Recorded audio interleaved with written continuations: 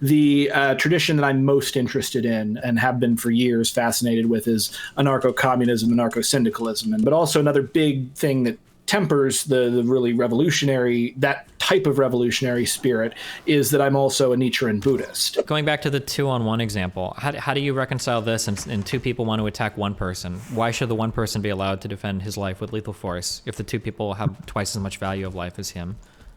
It's not twice as much value, because remember I said life has infinite value. So we can 2 times infinity is it's just infinity. Well, okay, then I didn't take you at your word for that. I don't think you would agree that life has infinite value, though. No. No, I think it definitely has infinite value. Okay, let's say that I could kill one person to make every other person on the planet incredibly wealthy. Do you think that one person's life would be a worthwhile exchange? Certainly not. I think I should probably start out by apologizing on last night if anything seemed weird. I thought about it afterwards, and I was like, we were kind of trying to go through the debate more of like, I guess in the same way you might talk about a boxing match or something. But it occurs to me that, you're a person, and it must be weird to have somebody scrutinizing everything there. So, yeah, my bad on that. Oh, I'm used to the internet kind of blood sports stuff. I don't think I care if people are scrutinizing it. I guess the only disappointment I had is it wasn't very much like subject matter. It seemed more to focus on like my name and my pizza, but. Yeah. I mean, that was a very prominent thing about the debate. I think, and we can get into that if you want to. I guess I suppose since you're the one who invited me on here, do you have any questions for me or?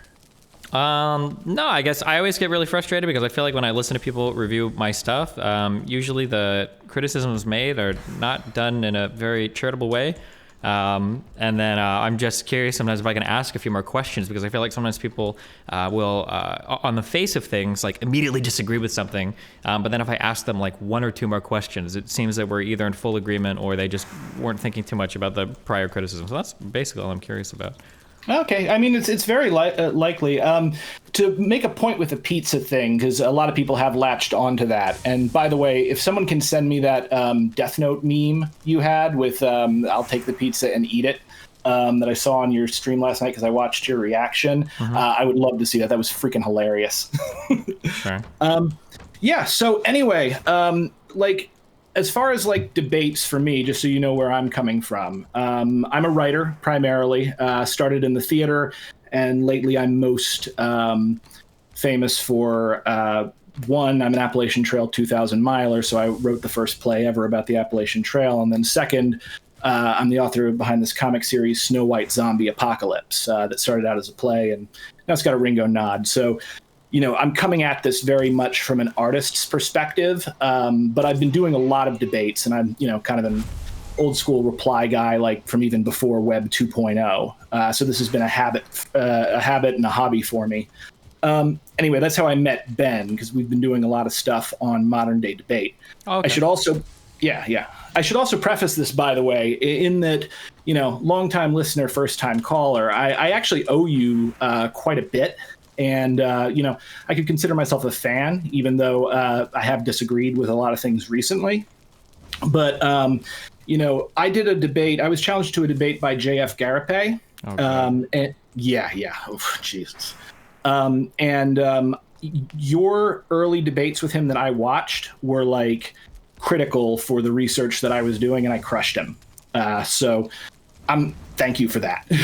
Thank you for your service. Yeah, nice job. That guy's, I don't know what he's been doing lately, but that dude is pretty insane. So. Oh, yeah, he's out of his mind.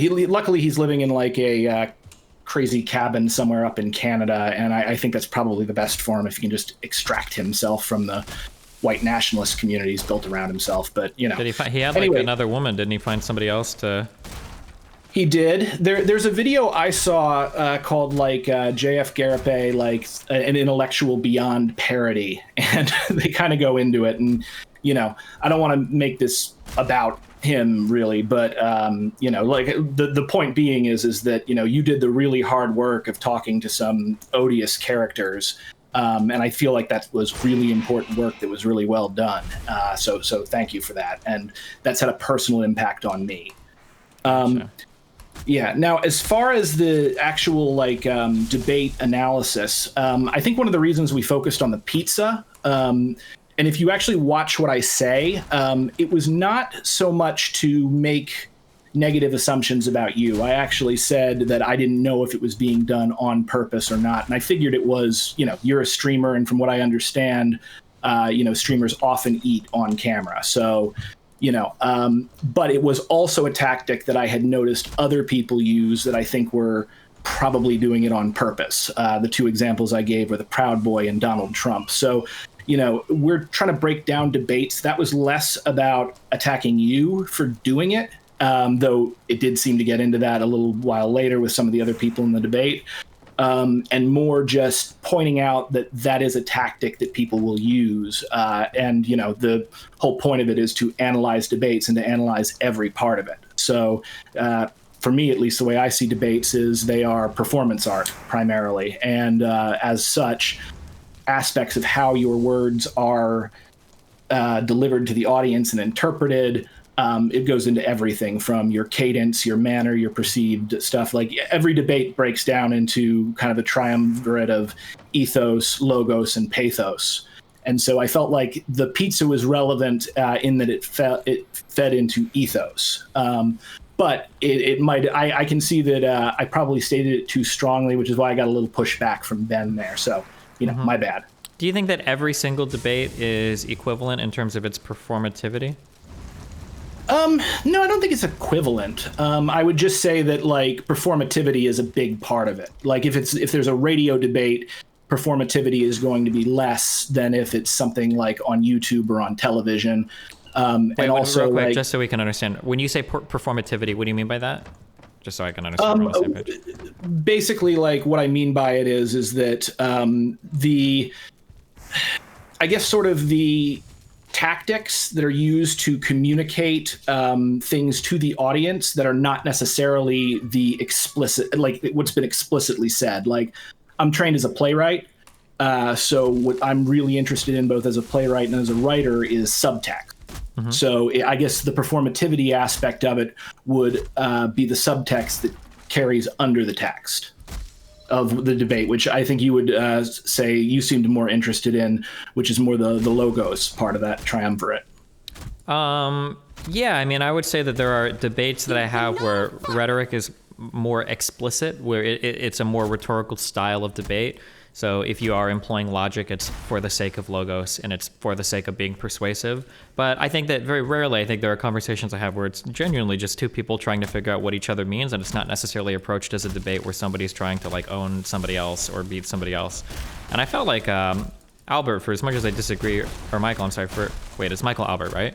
Yeah, it's Michael Albert. So Michael, yeah. For as much as I disagree with his style of everything, I don't know if I viewed that debate as a debate persuasive, argumentative, trying to own somebody or whatever. I felt like it was more just us trying to understand each other's positions, but.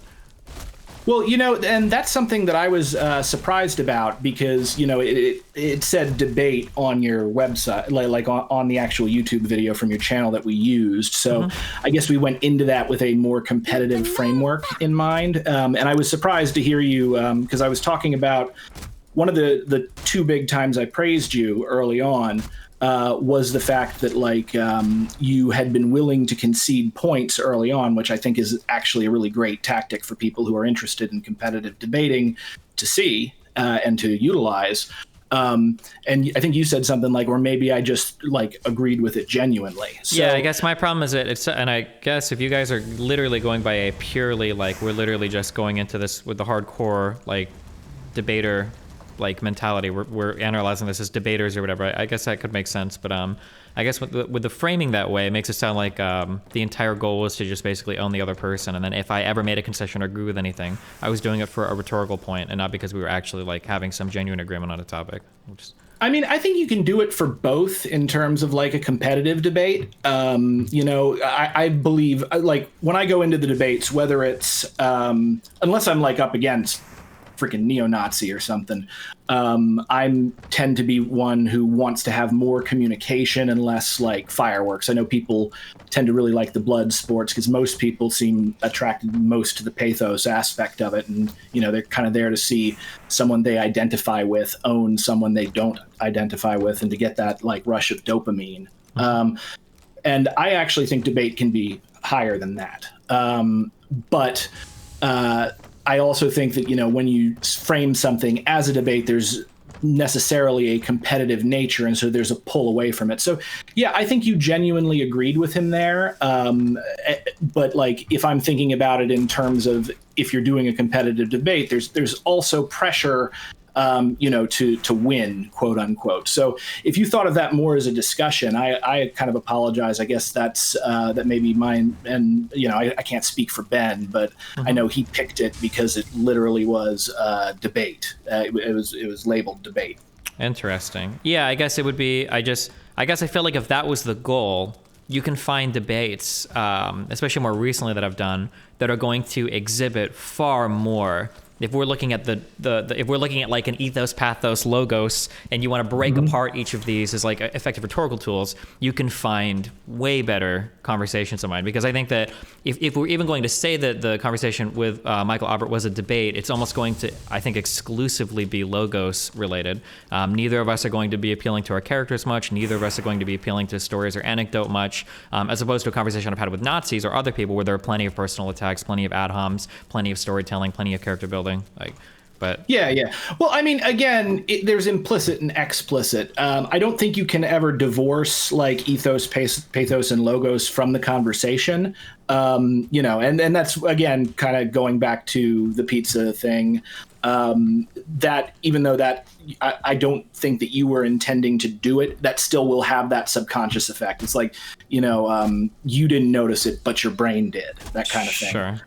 But I would agree there probably are other debates that would be better, and maybe you can recommend some. I think with Ben, the reason he wanted to do it is he knows Michael Albert, he's interviewed him, so I think I was gonna say, because if you were gonna go with it, I don't think I would believe that this was only chosen because it was a quote unquote debate. I think it was chosen heavily because of the political material involved as well. Well, Ben's a socialist, and so we're going to be most interested to look at debates surrounding socialism and just the kind of stuff he's into, and again, I can't speak for Ben. I know he wanted to possibly have you on to like once we were done to have a conversation with you about it as well. Again, that he mentioned something about that. I may be completely misrepresenting it. You'll need to talk to him to get that exactly. Sure. But yeah, and then maybe you guys can go over yourselves going over the debate, and we'll get like a wonderful Ouroboros of meta. Sure. Yeah. So, I guess that's sort of where the debate was and sort of where my head was at least going into it. I think the other thing that I wanted to bring up specifically related to that is probably like you brought up a good point when we were talking about it was the economics point where the two of you were talking, and you had said that you were thinking about it in terms of the paycheck that like Wilt Chamberlain was the original example. I think he used some other basketball player. And we were arguing over what somebody's labor was worth. And Michael Albert was basically asking if the end product is worth exactly what the labor is worth, because he was trying to get at the idea that when you're buying somebody's labor, you're selling it as a final product or combined with the product for more than it is, which is obviously true. But I was looking at it from the perspective of just the value of the labor in and of itself. So I was missing his point there, and we were not connecting on that. And then I was a little disappointed because I don't think you guys brought that up at all. But we kind of touched on it a little bit. I will agree we didn't go deep enough into it. I think you saw that a little more easily because you were in your head at that time and kind of remember it. What I saw when I saw it was there is usually, like, me and Ben partnered in a debate against two guys, Todd Lewis and Keith Preston recently. And in the debate, it was a debate on, like, can socialism innovate? Which was the easiest freaking thing to debate ever. But what we wound up getting into was Todd had based his entire attack on socialism on attacking the labor theory of value. And it struck me as the what you were talking about and what he was talking about seemed to be like it was going in the direction of subjective theory of value versus labor theory of value. Which, for the record, I don't think it matters which theory is correct. As far as like claims, as far as like socialist claims of exploitation are concerned. But I think that's what maybe threw me. I knew that you weren't communicating, and I think I may have actually written down in my notes they're not communicating here. But I will tell you were probably right that we should have looked more into that and focused on the disconnect. Because, again, if we're thinking of this not as competition, but as an attempt at real communication, which is also another purpose of debate, I would say that the recognizing that would have been something that would have been really great to bring up. So I'm glad you pointed it out. Gotcha. But yeah. So, I mean, do you have any specific other questions about that with regard to like, stuff that I may have said or somebody else? I can mainly just speak for myself. Yeah, I guess I don't know. When I was listening to it, the impression that I got was that it sounded like you guys were pretty hostile towards most of the points that I brought up, but I don't know. I guess it doesn't sound like you're too hostile towards them now, or? I mean, so I went into that debate completely cold. I had not watched any of it at all. I know that you tend to have a decent amount of disdain for socialist arguments. And I've seen some good arguments out of you on that and some that I felt are kind of missing the point. So I expected to be pretty exasperated. Do you think in terms of like arguments you think I've made that you think are missing the point? I'm curious what any of those I'm trying to remember. I think one of the ones that, and again, I don't want to rehash every other debate, so I'm pulling this out of, I don't expect you to have everything memorized that I've ever said. Yeah. But I remember there was one when you debated my friend American Johnson and Luna on socialism. And Luna had made a point that, a lot of like third world kind of communist countries were poor because of imperialism and like, the CIA coming in and specifically messing them up.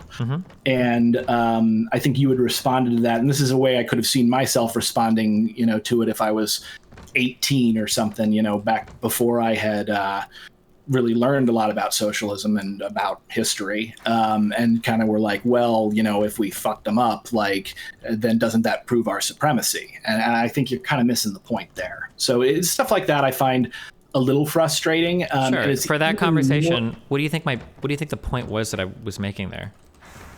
I think the point that you were making is that a capitalist society this is the most, I guess, steelman-y I can think of it, is that a capitalist society is able to marshal the kind of resources that can be used to bring a communist society to its knees, and therefore the economic system is superior because of its ability to do that. Yeah, that's actually way closer than how most people, and it almost felt like kind of you were a little bit framing it. Like, I'm not trying to say that, and I never ever said, and I think if you've watched any more than the Twitter clip of that debate, like, I was never saying that, like, oh, well, capitalism is good because we destroy other countries, or capitalism is good because of imperialism. More so that if your economic system seems to constantly buckle to external forces, it seems like that's probably not a good argument in favor of your system. So, for instance, if you're saying, well, socialism would be good, but it loses to every other capitalist country, well, then it seems like that's probably a big problem. Like, that's something that probably is worth investigating, right? Like, it's not, because if we become okay. I won't say that's not a big problem. And I think that is, in that sense, it is a valid point, and hence why I was doing my best to steelman it. But also, the issue being is it's like, so who's that guy who goes in and like does the sucker punch boxing and says he's like a champion? I don't know anything about boxing, so I have no idea. Oh, okay. So there's this guy, I can never remember his name when I try to remember it, but basically he's he's a YouTuber, and he tries to like go in and to like boxing gyms and ask for like a normal sparring match. And then he just goes nuts on the person, and like he tried to fight like Floyd Merriweather Sr. and tried to sucker punch him and got people are saying Charlie Zelenoff. I don't know if that's it, but yeah, Charlie Zelenoff. That's it. Yeah, I mean, my feeling is that the point that Luna was trying to make, and the counter argument to that is that the reason why capitalist systems are as powerful as they are today is because capitalism as a system is dominant over the globe, in much the same way that, feudalism was dominant because the freaking king had an army and could keep people under control. It doesn't necessarily... If that's the argument that she wanted to make, then she could make that argument. That would be phrased quite a bit differently than like our country is only lost because of American imperialism. But that's also a very weird argument to make because it's not like other socialist countries. If we're looking at like the USSR, for instance, especially, wasn't imperialistic as well, right? It's not like Cuba or Bolivia. Like all of these countries, to some extent, everybody practices some form of imperialism. The idea that there's been like some intrinsic or some like a socialist society that's never looked outside itself to exploit some other country, that I don't know of any large empire that's ever existed like that. Yeah, no, I would actually agree with you on that. Homo homini lupus. Though I do think that certain social structures can incentivize that more than others. Capitalism in particular. And also you got to keep in mind when you talk about imperialism and you're talking to like a Marx-Leninist like Luna, they have a different definition of imperialism than you might. And I don't actually agree with that definition of imperialism entirely. I think it's way too narrow. But again, this is, if people aren't communicating, this might be an example as to why. Sure. So this is a huge frustration that I have when I go online, and I'm not going to dig through your Twitter history or anything because I don't know if you've said anything about me, but my feeling is that, I don't know if you've done this in particular, I would assume it though, is that a lot of people have looked at that debate clip, the 20, 30 seconds of that piece of shit American dipshit. I hate that guy, by the way. I don't know if you like him, but I fucking hate him. That's fine. But that guy, that clip that got posted out, is people are essentially trying to make the argument that I am literally making a moralistic argument relating to exerting might over other countries. Destiny says that if somebody has more military than someone else, then they ought to dominate them, and that might equals right. I don't think that's a fair reading of anything I said in the conversation. I think even if you listen to that conversation, that's not what you're going to come away with. But a lot of people seem to make that argument. But now when I'm talking to you, who I believe you are significantly more left than most people that I talk to, even compared to other lefties, is my understanding of it. I think even you agree basically with everything that I've said, that like if your country is constantly whittling to external factors, that is like a legitimate argument against your system, or something that like demands some sort of like respect. Like you need to have a solution for that. I don't think that point was that crazy at all. Yeah, okay, but I get hammered for that Vietnam clip so much, and the framing is always that like Destiny makes fun of young lady who tragically was like put in front of him to debate by making fun of napalming her villages, blah blah blah. When like the reality was I had a debate with the American Johnson guy, and she came in and started screaming at me, and that like was and that was like part of that conversation. But yeah, I don't know, that those kinds of things that get clipped for me constantly are very very very frustrating for me. And then maybe that can give a little bit more context of your guys' debate review when you bring up like the pizza thing. And I understand that none of these things are just like a one-off thing, but I get this framing of being like this hardcore vicious debate bro that is like bringing pizza with him to conversations with innocent lefties to try to like ambush them with superior pathos. Like I don't know, that kind of stuff is like very frustrating to me. But yeah no I can see why that would be frustrating. And the thing is I've seen, you're very much a public figure, you're very famous, you got a lot of people following you, and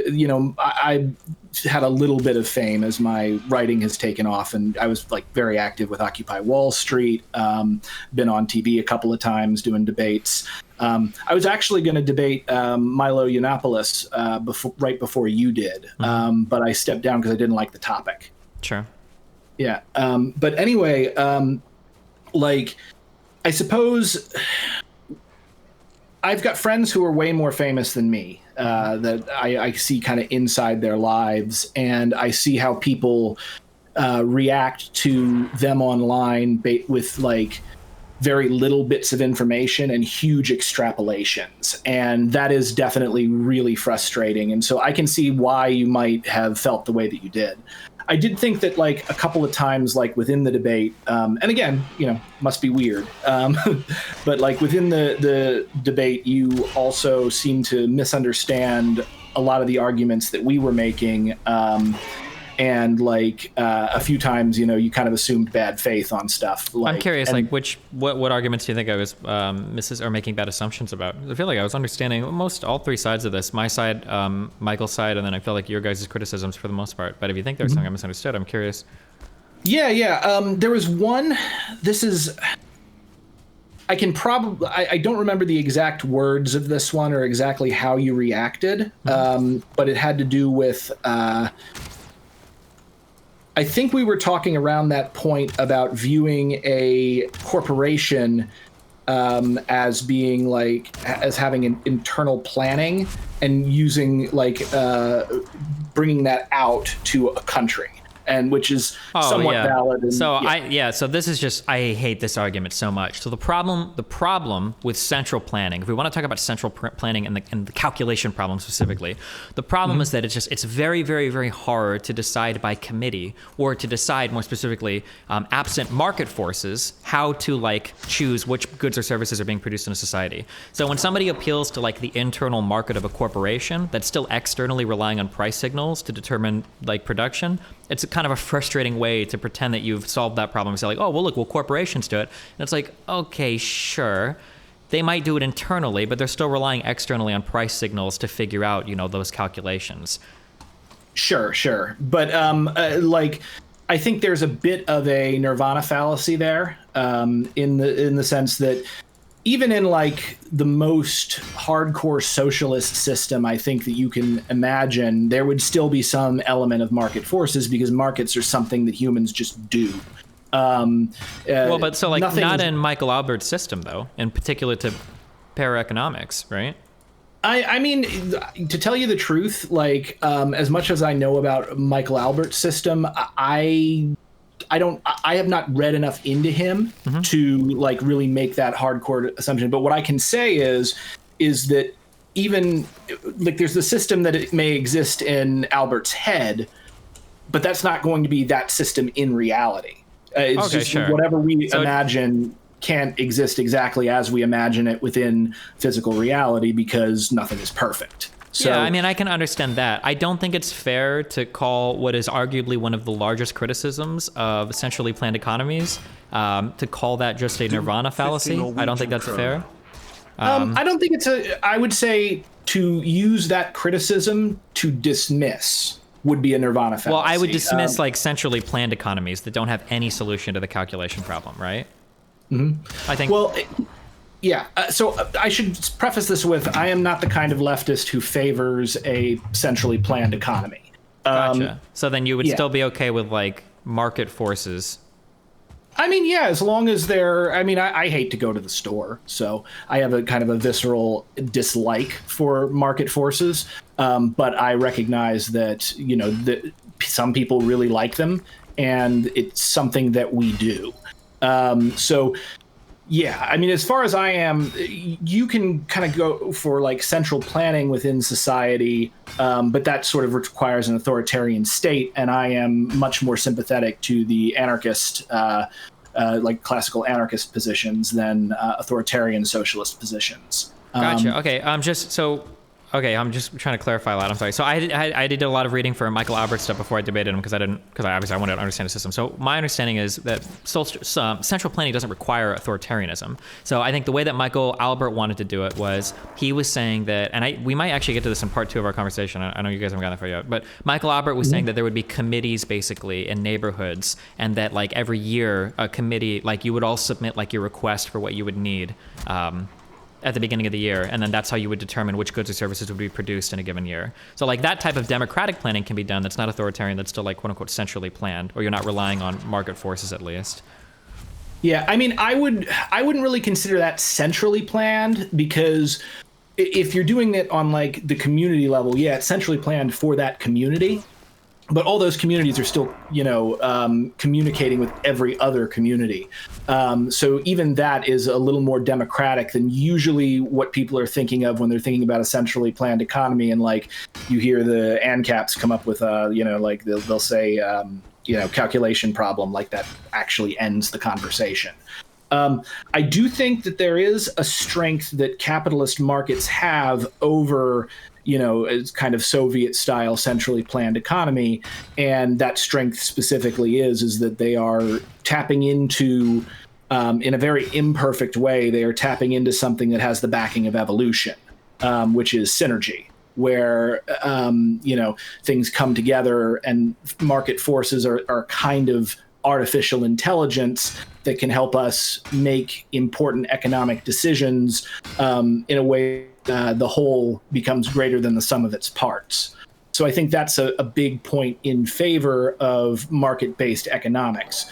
The problem with market-based economics is that markets are inherently biased towards previous actors within the market.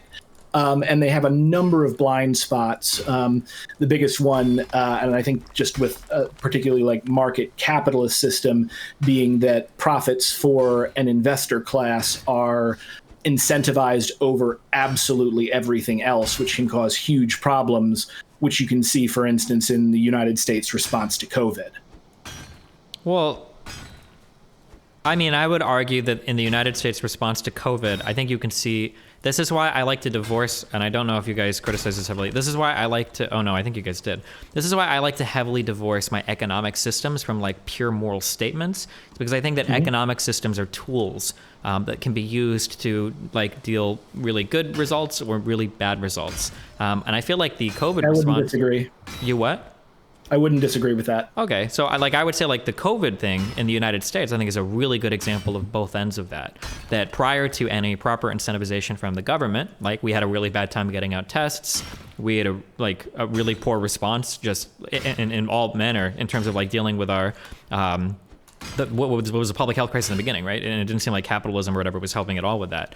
But it seemed like afterwards, especially with the warp speed program or whatever, the promising to purchase a ton of vaccines from companies if they manufacture them. It seems like afterwards, it seems like the United States is doing incredibly well when it comes to the manufacturing and distribution of vaccines, which I would argue is we have the infrastructure to do that. So yeah.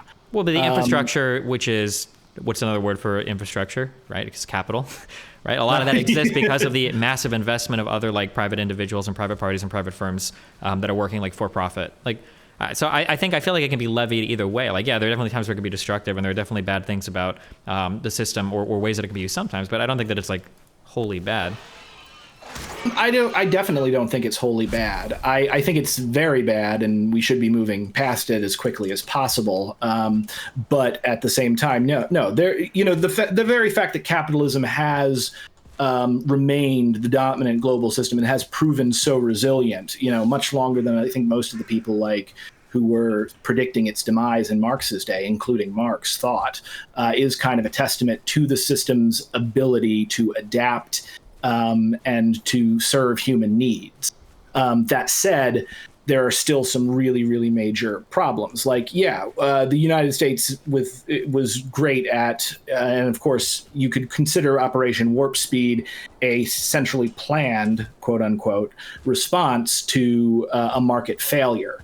So the government is the one coming in and providing this particular incentive because the market does not provide that incentive to these companies. Yeah, so I mean, I would wholly disagree with that. So I would say that government incentives are trying to basically distort market signals to get markets to function in different ways. I wouldn't consider that to be centrally planned. I would consider that to be a way to get for instance, cap and trade. I wouldn't consider that to be central planning. I would consider that to be altering market signals to make other types of behavior in a market more advantageous. But I don't think it's centrally planned at all. It's not like the government was taking over these corporations and expropriating them and then doing the manufacturing, or it's not like the government was just telling a corporation to do something in a certain way. They were still relying on markets to do it. They just provided different incentives to kind of guide those markets along.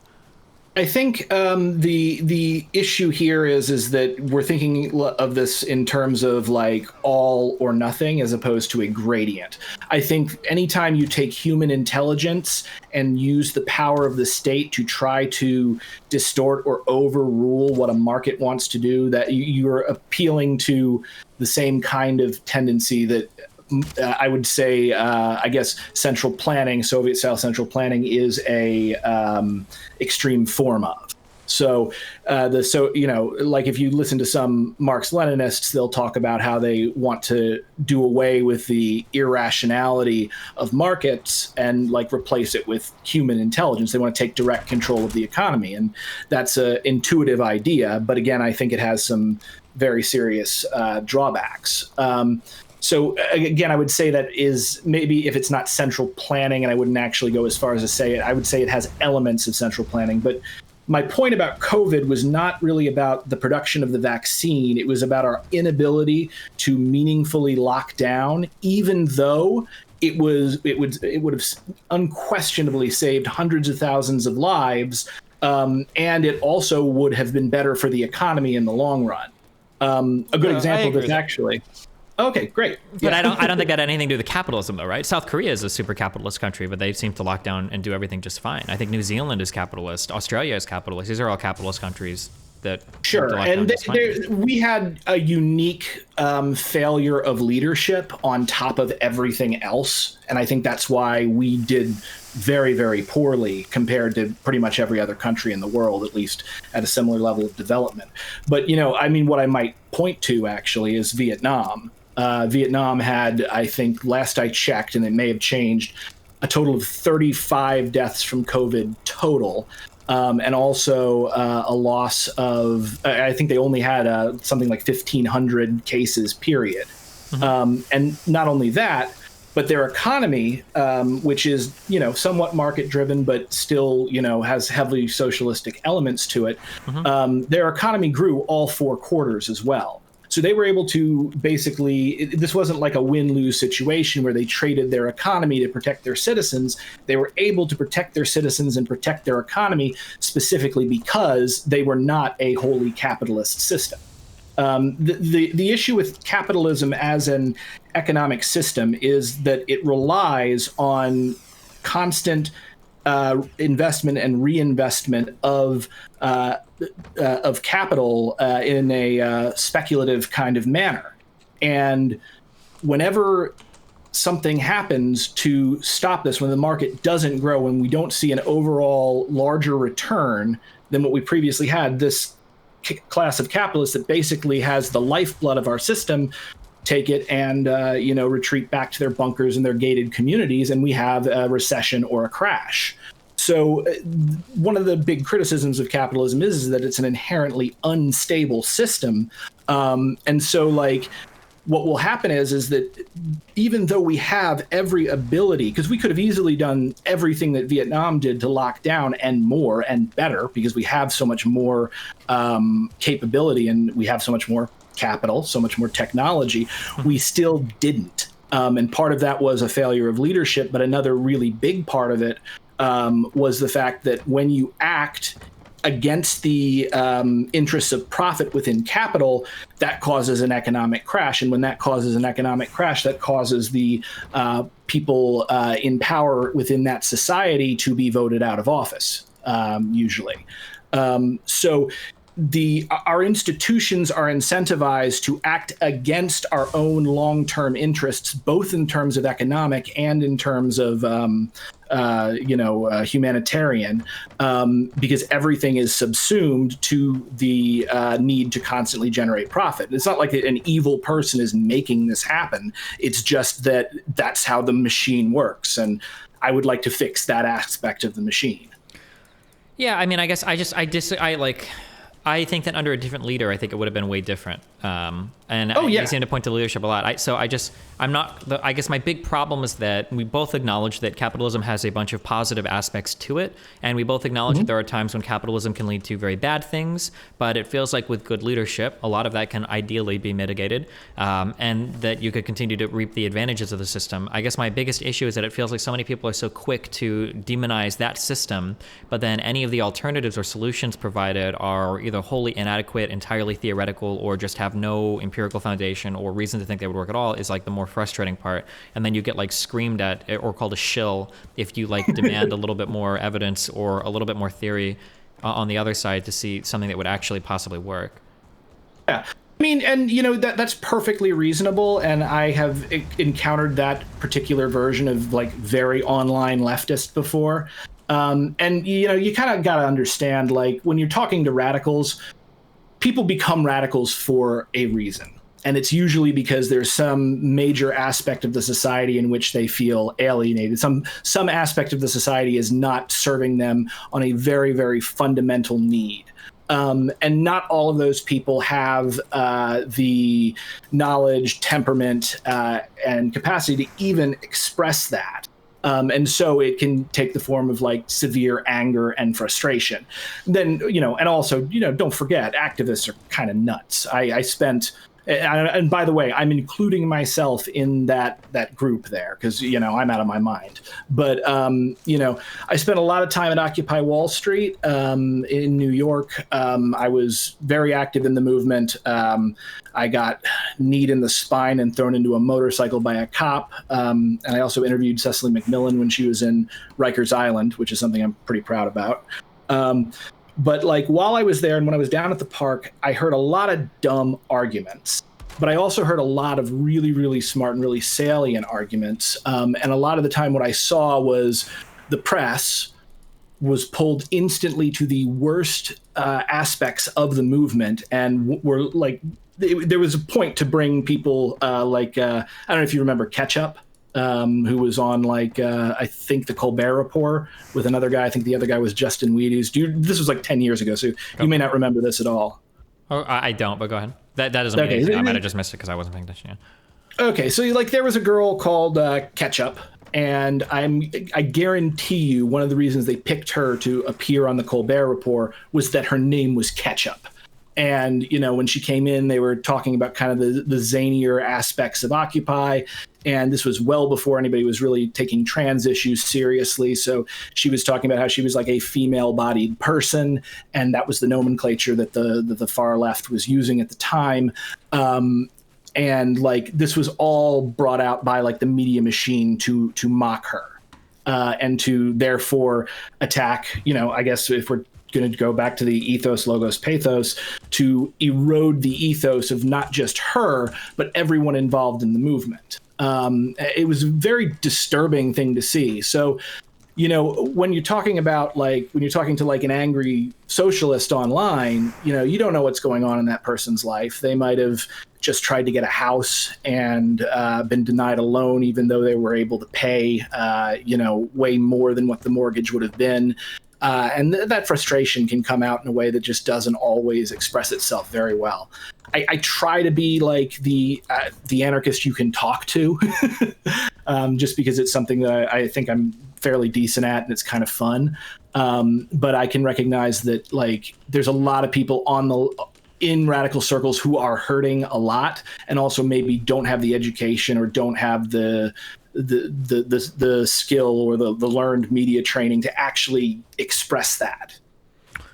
Sure. So, I mean, I can be relatively sympathetic towards what you're saying, but I guess my problem is that right now I view a lot of these more radical left spaces as being harmful to any type of progressive movement in the United States. And that's, I think, the main problem that I have right now with, I guess, with that type of ideology. So a lot of these big quote unquote leftists online. I don't know how far left they have to be if you're considering leftists, but it's people like Jimmy Dore, people like Kyle Kalinske, people like Jamie or Brianna Joy Gray, or all of these people are harmful to these spaces on the left where they're detrimental to progress, or they try to be, where they push for harmful ideas that won't achieve any of their ends, where they purity test people outside of the left. And I don't know how much this is starting to make its way into real world politics, but that kind of stuff, I guess, frightens me, where you have real material conditions on the ground that are being damaged by people that are purity testing from, behind the gated communities they live in the suburbs with, them and all their white friends. That kind of stuff, really, really, really bothers me. It bothers you. It's right that it bothers you because there is a lot of very toxic stuff about the community of the left, and it goes back to a lot of things. Some of it's COINTELPRO, and actual you wouldn't have believed some of the stuff I saw down at the park. I saw a person try to convince people. We just had like a big speech to everyone about how it was very important because we were going to do like a subway protest, and it was very important that they pay for their tickets and go through the thing and not jump the turnstiles, because New York really cracks down hard on that, and minor crimes can really seriously get you in trouble. And then immediately after that, there was a guy who was then yelling from the back, "Oh, jump the turnstiles, jump the turnstiles." And I kind of turned to him and I was like, "No, that's stupid." And he's like, "No, it's a great idea." And I'm like, "Okay, motherfucker, you jump the turnstile." And he's like, but I have a ticket. Mm-hmm. And I later saw that same guy at the Million Hoodies March for Trayvon Martin, and I watched him pull an egg out of his pocket and chuck it and hit somebody in the back of the head and try to start a fight. At the same time, like, one of the people who was with Occupy Wall Street at the park was later revealed to be an undercover NYPD detective. And we learned about him because he was infiltrating a biker gang and got swept up in it and wound up like physically attacking a family on the West Side Highway in like a traffic altercation. So, whenever you're dealing with any group of radicals, you've got people who are there because they're alienated from society. You've got actual infiltrators. You've also just got the general human element of jackasses, and then you've got people that are infiltrating either from law enforcement or from like some conservative group, or just nuts and hate the movement and want to destroy it. So sure, I understand there's a lot more going on. Yeah, I understand that these things can happen, but like I'm very careful with my criticisms. Like I'm talking about like widespread, like popular figures that are popularly cited on the left, not just like random one-offs. Like I don't think it's any more fair to say that all of this radicalism comes from false agitators as it would be for the Capitol insurrectionists to blame Antifa for breaking in to the Capitol building. Certainly. I mean, I don't think, I don't think radicalism is necessarily bad. I think like when you have extreme problems, and extreme or radical solutions, it sometimes is the actual response. I usually, for this, I will cite like the Civil War, for instance. I don't think it was. I don't think the moderate decision of I think the moderate position at the time of the Civil War was to gradual emancipation of the slaves. I don't think that was the correct thing. I think the radical thing at the time to emancipation, full emancipation now, even if it means war, is the more ethical, reasonable, and important choice to make. So I don't think like radicalism can be bad if it goes in a bad direction, but I wouldn't say that it's bad in and of itself. Yeah, I mean, of course, I think that there are sometimes radicals can be good, but that's why I'm specifically talking about how I believe that the radicals on the left today seem to be more detrimental to their cause than anything else, and that's kind of the thing. I mean, some of them. Yeah, all of the big ones. There might be people like on the ground that aren't, but like all of the people that are insisting that, we need to get rid of Manchin because he's not $15 an hour, Medicare for all, like blah, blah, blah. Or all the people saying that like Bernie Sanders and AOC are sellouts. Like there's like a decent amount of this type of talk among leaders on the left. I'm not talking about just like random Twitter no names or just random people it feels like this is some prevailing thought in some of these circles sometimes, which I think is concerning and frustrating. Can be, but also what you got to remember here is that this is a dialectic. So, and I will normally point to like Martin Luther King versus Malcolm X. Now, I really think that the only reason that Martin Luther King has been embraced and been lionized by history is because Malcolm X existed and made more extreme arguments that were not as palatable to society. They weren't as acceptable to the Overton window. I think if Martin Luther King, and you can see evidence of this in like the papers at the time and how they covered the civil rights movement. If Martin Luther King had just been there and Malcolm X had not been there making that radical argument, I think Martin Luther King would have been treated as though he were Malcolm X. So yes, I think that's a really big jump. I don't know if we could just assume that. I feel like, and this is something that even holds true today, anytime you have a group of people that are like peacefully protesting and then cops come out and start beating the shit out of them, that seems to always bode well for public opinion regarding them and always bode poorly for like the institutions against them. I think that's like a pretty universal thing. And I think we even see that today with a lot of the BLM protests, that when there are protesters and they're getting attacked by cops, like national opinion of like those BLM marches seems to go way, way, way up. But then when the like protests start to get really violent and you start to see like buildings being destroyed or car dealerships on fire, whatever, then the opinions start to go in the other way. I think that's like a pretty universal thing. I don't know if I would say that if Malcolm X didn't exist, people would have vilified MLK a million times more. I don't know if that's something that it seems like it would be really hard to defend that statement. Oh, hey, sorry. You cut out. I couldn't quite. I got up to where you were talking about protests getting violent. I'm saying that anytime a protest is relatively peaceful and cops start cracking down on it, that seems to always bode well for public opinion relating to those protests. But when the protests get violent, it seems like public opinion starts to turn. I think that seems to be like a pretty universal thing that's like seen across like countries across the world throughout history. I don't know if I would say that just because Malcolm X existed, MLK was treated nicer. I think that's I think that'd be a really hard statement to prove. I think it would be almost impossible.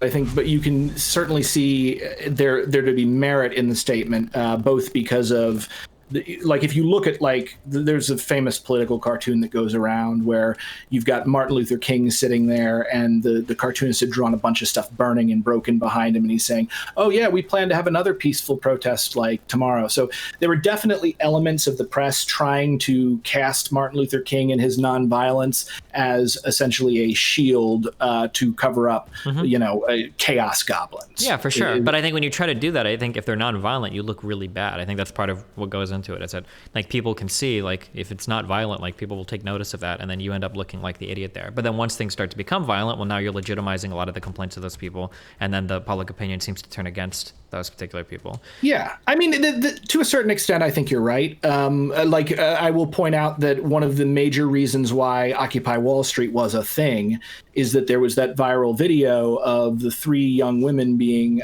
roped off. And the officer, I believe his name was Tony Baloney. Don't quote me on that, but allegedly. But I'm pretty sure it was him. You just watch him mace the 3 of them. Yeah, with the red spray, whatever. I remember back when I was in school.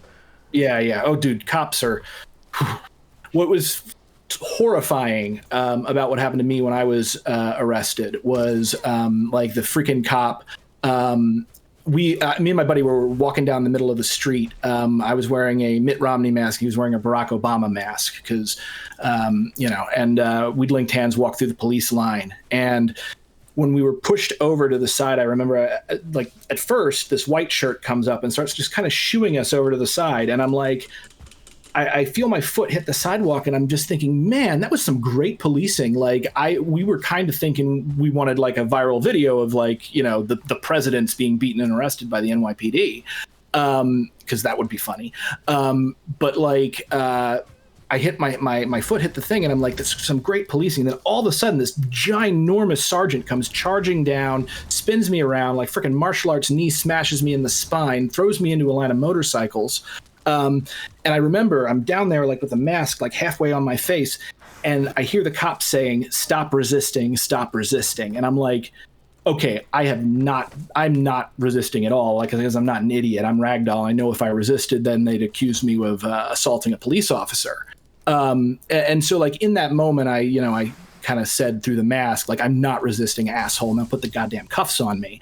And, they did. And I spent a couple hours in jail, actually met, when I was going in, there was a priest, Father Paul, who had marched with Martin Luther King, who was coming out at the exact same time.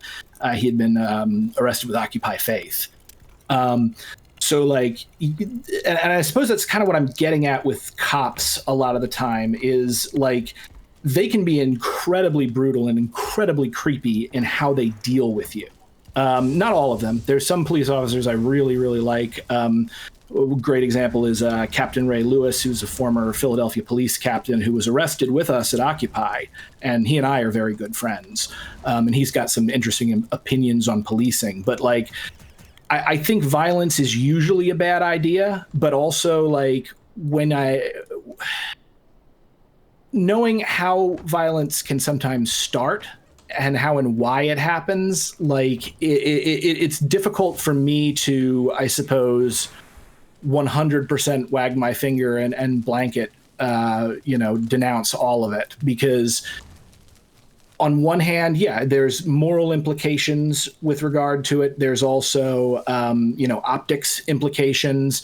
But, at the same time, people do need to be able to defend themselves. And certain times, like especially symbolic violence, like property destruction, for instance, to a certain extent, can be very important to draw national attention to a problem that absolutely needs to be solved. And I think a great example of that is Black Lives Matter,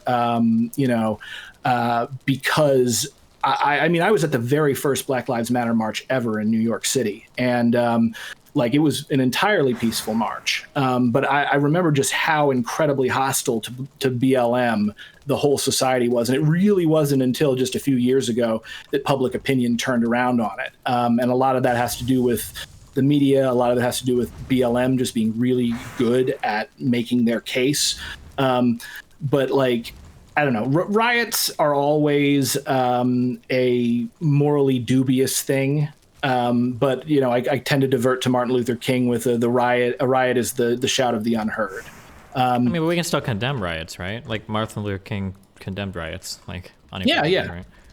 I think we can. Again, it's a very complicated situation. In much the same way, like what I would. So, imagine, for instance, you've got a woman in a home dying of a gas leak. Obviously, it's moral to break the window in order to save her life from the gas leak. So when you extrapolate that out, if you've got people who are dying from structural violence, either physical structural violence, as in a plague of police violence against their community, or structural violence in the form of being denied necessary food, medicine, housing to live full, productive lives. I'm personally fine with breaking a window if that draws attention and helps people fix the problem. Yeah, but my problem is that it doesn't seem to happen. It doesn't help anybody. It just hurts the entire movement. It sets everybody against it, and then it makes everything worse off. That's my biggest problem with it, I guess. Yeah, I would say that's a simplistic way to look at it, but I will agree that it does alienate a certain group of people, and we can even see that. Well, do we feel like burning down any car dealerships furthered BLM's interests? Where people all of the polling started to turn the other way, especially in the closely affected communities. We even saw that after the MLK riots, that polling started to turn against those types of more progressive or civil rights era causes.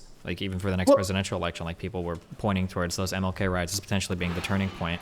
So I don't know. I don't know what nuanced point of view I could take where I'd be like, oh yeah, well sometimes rioting against private property is good. It seems like it's always something that's bad and should probably just be condemned. Yeah. Or it's not effective, I would say. I would say that it is. I would say that and I would probably equate this with burning an effigy. One of the key things that's really important, and one of the reasons why I wanted to actually talk with you and debate you on Modern Day Debate about your moral system, though we can debate about anything that you want. I'm actually really enjoying this conversation, by the way, is one of the core suppositions that I tend to have about morality is that people are always more important than property, with one caveat, and that is if that property is actively keeping someone else alive. So, for instance, you get pissed off, you throw a trash can through a Starbucks window for whatever, or that happens by someone acting out during a larger protest movement. If that act gets people to pay more attention to the protest as opposed to ignoring it, and if what the protest is seeking to make clear is then suddenly the problem is identified and the problem is solved, I think, as much as it sucks that the Starbucks window got broken, I think, the benefit outweighs the negative consequences. Do you think that the people, do you think that the people, do you think that the people that were losing their business during the LA riots, so the famous example is the Korean communities and the Asian communities where the police officers basically just left. They were like, well, good luck, figure it out on your own. Do you think that those people should have just stepped away and they should have just let the riots burn and they should have just lost their businesses? No, certainly not. Why not then? What's the difference there? Well, here's the thing. I don't think you should step aside from, protecting what's yours and what you have. If rioters come to my house, with an intent to, the very first thing I'm going to do is to try to talk to them, to identify with them and to let them know. Okay, but let's be more realistic. I don't know how much video footage you've seen of the LA riots. I don't know if they would have been in a position to have like a cordial community. Like riots are a very messy, violent thing. It's not like people are walking around, with maps and their phones out. It's like, okay, well, let's go ahead and tactically engage with this business in order to maximize our effectiveness. Like they're usually far more visceral than that, right? So I don't know if they can be. Like what I would say with regard to that is, things can get messy, and there are situations in which talking simply won't work, and then self-defense becomes justified. Well, but it's not self-defense, it's defense of property, right? So let's say, assuming during the LA riots, people were mad as fuck. There was a lot of damage. I think, what was it, 50, 40 people killed? I'd have to look at exactly. I don't know, 63 people killed. I don't know if those Korean people, would you have obligated them, like with arsonists or people coming to their property, that they should have tried to step out and have a conversation and risk life and limb to do that without knowing what their intentions were when people were actively being killed in these riots? Or I would say morally they are justified in using force to protect their property, but they are not justified in taking a life. So what does that force look like? Or do the old Korean ladies need to go out with baseball bats and try to fight hand to hand, or? I mean, to tell you the truth, honestly, I think people are going to be very reluctant to attack old ladies when they know it's an old lady. Well, and in so fact, we have got over 60 people were killed during those riots. So I don't know, do you just send her out and you hope that they're going to feel reluctance, or because or go ahead. I'm not. What am I? Am I her? Am I like her commander? Like, well, yeah, you're the one giving them. You're giving the moral prescriptions here, right? So we're saying how ought we expect people universally to act in a society given a certain situation? So my position is I wouldn't expect an elderly person or a small person to go out and try to hand-to-hand combat to protect their property. I would never levy that expectation, not against somebody that's being aggressive. No, but I think you can appeal to someone on a human level. I mean, again, what's very important to understand, when it comes to riots and protests that get out of hand, is these are still people. They're not chaos goblins. A good example I can actually give you is from my own experience with Occupy. Occupy was nowhere near as violent as the LA riots. Was anybody killed? No, certainly not. Okay, yeah. So I don't think it's the same type of comparison. And we can go to a comparison in the sense of what I would say. I'm not comparing it for level of violence. What I'm comparing it to is when a crowd is thinking in kind of, I guess, sort of mob mentality. And there's a lot of problems with the concept of mob mentality, but I'm just going to use that because that's what we all understand. There was a march that we went on that I remember where we went down and around and we came up against a wall, and it was just a random wall that had been set up in New York, and it had nothing to do with what we were trying to do, but people got confused, or maybe there was some agitation, or maybe just some idiot. And everybody started pulling on the wall and trying to pull it down, because suddenly people were like, oh, we're pulling down this wall now? Okay, let's go do this. And what was able to be used at that time was we had what's called the people's mic, where you would yell mic check 3 times, and then everybody would echo your words. And that tactic was because the police would not allow organizers to use bullhorns. If you tried to use a bullhorn, you'd get arrested. So we did that by amplifying everybody with their voices. And the person was able to communicate to the crowd, this wall is irrelevant. There is no reason to do this. And so the crowd immediately changed their tactics, and we continued our march, and things remained peaceful. Okay, that's great for that particular instance. But again, like if we're pointing towards like riots that are way more violent than that, like how I guess how do you, what I'm asking is how do you feel comfortable compelling a more vulnerable member of society to go out and risk life and limb to a potential attacker? Like, I don't understand. Again, I'm not compelling anyone. I'm simply talking about what I feel is the most moral response. I'm not even necessarily saying that there should be legal consequences. Well, but we're saying there should be. So when I say compel, I mean like a moral compulsion. Like you're saying, like you ought to act in a particular way. So to be clear, so my position is that if you are a vulnerable person and you don't have the ability to go out and like hand-to-hand fight somebody, but somebody's coming to destroy your business, I think you have a right to defend that business. I think you have a moral right to defend that business. But I think your position is that that's not the case. That you should be obligated to engage in some other form of. Oh, there are ways to defend the business that don't involve killing anyone. Sure. So that's what I'm asking. Like how? Like what are their alternatives there besides firearms? Well, the major one that I gave to you is talking to them. Okay, but let's say that we're not at the Occupy Wall Street riots where people are like, it's a bunch of like a lot of college kids that are just kind of chilling marching. Let's say it's the LA riots where people are legitimately, absolutely fucking enraged, and the tension and the atmosphere around these are far different. Yeah, I mean, what I would say is I didn't live through the LA riots. I think you're younger than me, so I don't think you did either. So I have not experienced what that is exactly on the ground. But what I can compare it to is the time I was mugged. Okay, well, I understand. I understand that you've experienced a lot, but I'm just like you could acknowledge that there are different levels of intensity around like different types of riots, right? Sure. So yeah. So when riots are becoming incredibly intense, so for instance at the Capitol building, do you think that those people, the officers inside, had the right to shoot the protester that was trying to come through the door? Oh, that. Yes, I think that was justified. And I mean, but that particular crowd was. I mean, there was a guy with the zip ties and stuff. I'm sure there were just idiots involved in that, but there was a hardcore group of people whose intent was to kill.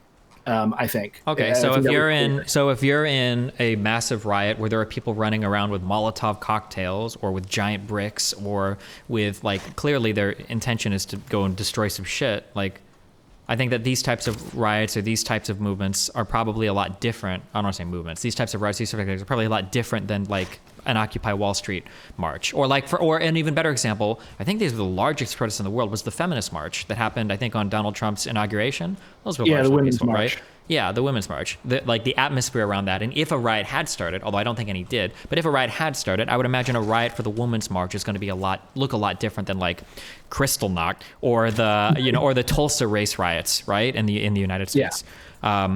Yeah. So and we should clarify also, just in case people don't know, you're referring to like the Tulsa race riots when the Black Wall Street was attacked. Yeah, basically cops stepped aside, or in some cases helped a whole bunch of white people destroy what was the wealthiest block of black wealth in what may be the entire history of the United States.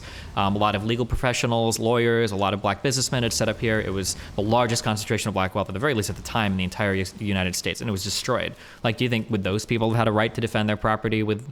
Oh, absolutely.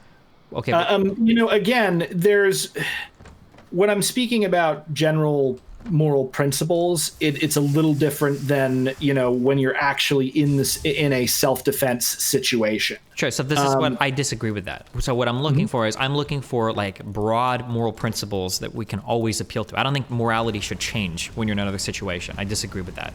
And I think MLK would argue as much, that just because you're in a different type of situation, the morality doesn't suddenly change. Like you should still do your best to act in accordance with whatever moral principles you have, right? And we should encourage others to do the same. And then we're also looking for like the idea of like moral condemnation as well. Like we want to be able to say like, okay, well, this person acted in a way that isn't in accordance with moral principles, or this guy acted in a way that we would condemn, regardless of the situation. Like I think those are the types of things, because it's easy to just say that like, well, because like I guess my frustrating part is that so I get condemned a lot for my position on defensive property, a lot, obviously, because of clips that have been taken for whatever reason, regardless. But when I talk to people, it seems like I can never get, like, the frustrating thing is it feels like I'm criticized a lot because I'm the only one that's willing to stake out an actual moral position on this topic, and everybody else will be like, well, you know, sometimes maybe things happen and, you know, different things, and maybe sometimes, like, nobody's actually willing to tell me, like, okay, well, what principles do you appeal to? And then the thing that frustrates me even further is that oftentimes riots have been used in America and in other countries historically to destroy a large amount of minority property. And the Tulsa race riots are the most famous example of that, but it's definitely not the only one. Throughout especially around the civil rights era, there were lots of riots against black property where black property was destroyed. And I know that it's easy when we talk about white people to say, like, oh, well, just let your business get shit on, LOL, get fucked, like it's part of the greater movement. But I don't think we would make those same compulsions of minorities who are losing businesses to racist white people to say, like, well, listen, it's just property, you know, like, I would never value your property over somebody else's life. I think instead, I think that you become far more reasonable. And it's like, well, if these guys are aggressing on other people's property for no reason, and they're trying to destroy it, and they don't have any reason to do so, you know, maybe there are times where against an aggressor, it's okay to use lethal defense to protect what is rightfully yours. I don't think that's that crazy of a position to take. You know, again, I don't think it's that crazy of a position. And this is, you know, again, maybe probably why we should do the debate on your moral system on Modern Day Debate if you want to, because it would be a good chance to make your case with regard to this. Because I would like to get into it, and I did before this, because I thought it might come up, I rewatched like the first third of that video of yours and made some notes. But I think there's a slight misunderstanding that you're making with regard to the nature of morality itself with people. And it's a mistake a lot of people make, I've noticed. But like the first thing when you were saying that, you know, consistent morals, you know, in all situations, I don't think that's physically possible. I do think that consistency is something we should strive for, but also any moral system is going to be flawed simply because it exists within reality, and everything within reality. Sure. So I would be careful when I say this. So moral systems should be perfect, or else they're irrational, and then should be necessarily shunned. If you have a moral system that is imperfect or contains contradiction, it should be tossed, or you should seek to resolve the contradiction. But there's a distinction between a moral system and a behavior. So like I would like to think, for instance, that I follow a perfect moral system, but my behavior is not perfect. There are times when I make mistakes. There are times when I do things that are wrong or bad. Like nobody lives up. That's why they're like ideals, right? Nobody lives up perfectly to any particular moral system. But that doesn't mean that a system in and of itself, you know, shouldn't be perfect. You know, mathematics should be perfectly logically systems, but you're still going to make a mistake sometimes when you do a calculation, right? Right. But I mean, if you talk to people who study math at a high level, they'll tell you that math is imperfect. No, I don't believe that's the case. Oh, absolutely. Yeah. Now, again, it's rare, but like math is a human construction. I'm sorry, go ahead. Yeah, no, I'm just saying math is a human construction. It is a system that we created, and it has great utility for us, and we can use it to do a lot of amazing things. But the actual system itself cannot be perfect in the same way that, and I think in the same way with moral systems or economic systems, everything that exists within reality carries within itself its own negation, its own contradiction. That you will never find anything perfect under the sun. Even a system that you might imagine in your mind to be perfect, you will have made a mistake simply in imagining it. Okay, and so to be clear, when I say something is perfect, so mathematics, for any understanding of math I've ever heard in my entire life, mathematics adhere to an internal, like logically consistent system. There is no form of, unless you get into really weird, like para-consistent logic or something crazy like that, most math systems will be like internally consistent. Like nobody discovers a mathematical contradiction and goes like, oh, you know, well, some math systems just have contradictions in them, LOL, and then move on from it. Like contradictions are meant to be solved and settled. Like they're not like, we don't accept any sort of... I can tell you a friend of mine had that exact thing happen to him in college, where he went to a math professor. I forget exactly what it was that he got into, because I'm not a math guy. So there's probably better people to talk to about this. But he basically went to a professor and had like this equation or whatever he was working with, and was like basically like, I think I disproved math. And the professor like looked at it and kind of laughed a little bit. It was like, oh, I haven't seen, you know, that take on it before. But basically the professor explained to him again that mathematics as a system is very, very useful, but it is flawed, and there are flaws that can be found within it that, the issue is, however, is that these flaws happen very far out in the system, so it won't cause problems with, say, standard addition, multiplication, all that kind of stuff. We can still use math to figure out how to build things and shoot rockets into space and whatever. Okay, let's the actual theories themselves do break down. But you're going to want to talk like a math PhD about this, not me. Sure. Okay. So I don't agree with that, but I'll grant you that.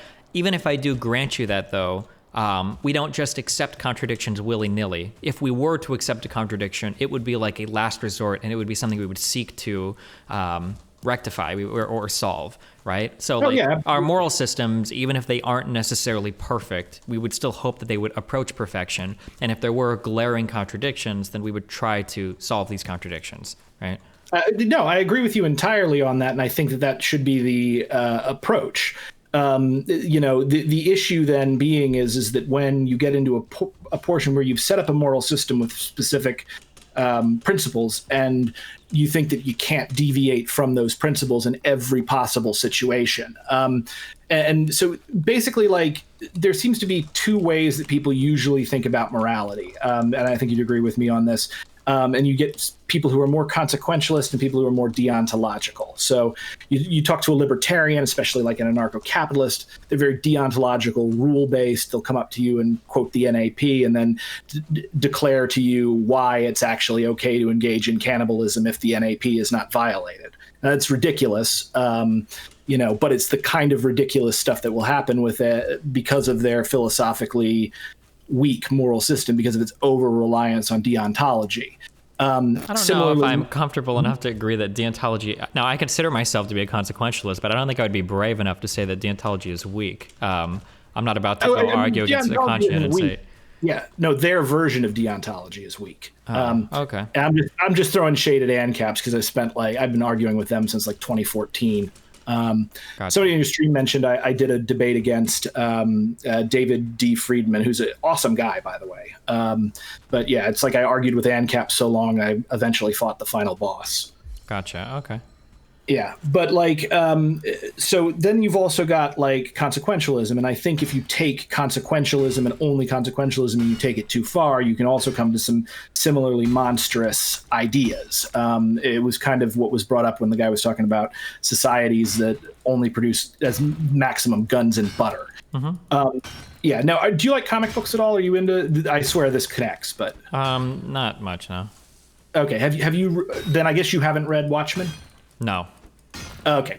So do you mind if I spoil it for you? I don't care about spoilers. Go for it. Okay. So Alan Moore's Watchmen, it's held as not just one of the greatest graphic novels of all time, like one of the top 100 novels of all time, period. And the trick that Alan Moore does at the end is one of the reasons why people like it so much, in my opinion. Because you get to the end of Watchmen, and essentially what it does is it pits two human moral systems against each other, consequentialism and deontology. So Rorschach, who is, kind of like a crazy right-wing preacher, is pitted against Ozymandias, who is sort of your ultimate like liberal technocrat, who believes very much in consequentialist morality, whereas Rorschach literally has a line, never compromise, not even onto doomsday. The whole world is racing towards nuclear war. And so as a way to prevent the total destruction of the globe, Ozymandias basically engineers like a giant seemingly extraterrestrial attack that kills 1/3 the population of New York City. So like suddenly New York is 9 million people. So 1/3 of 9 million are suddenly dead. Okay. And the heroes confront him.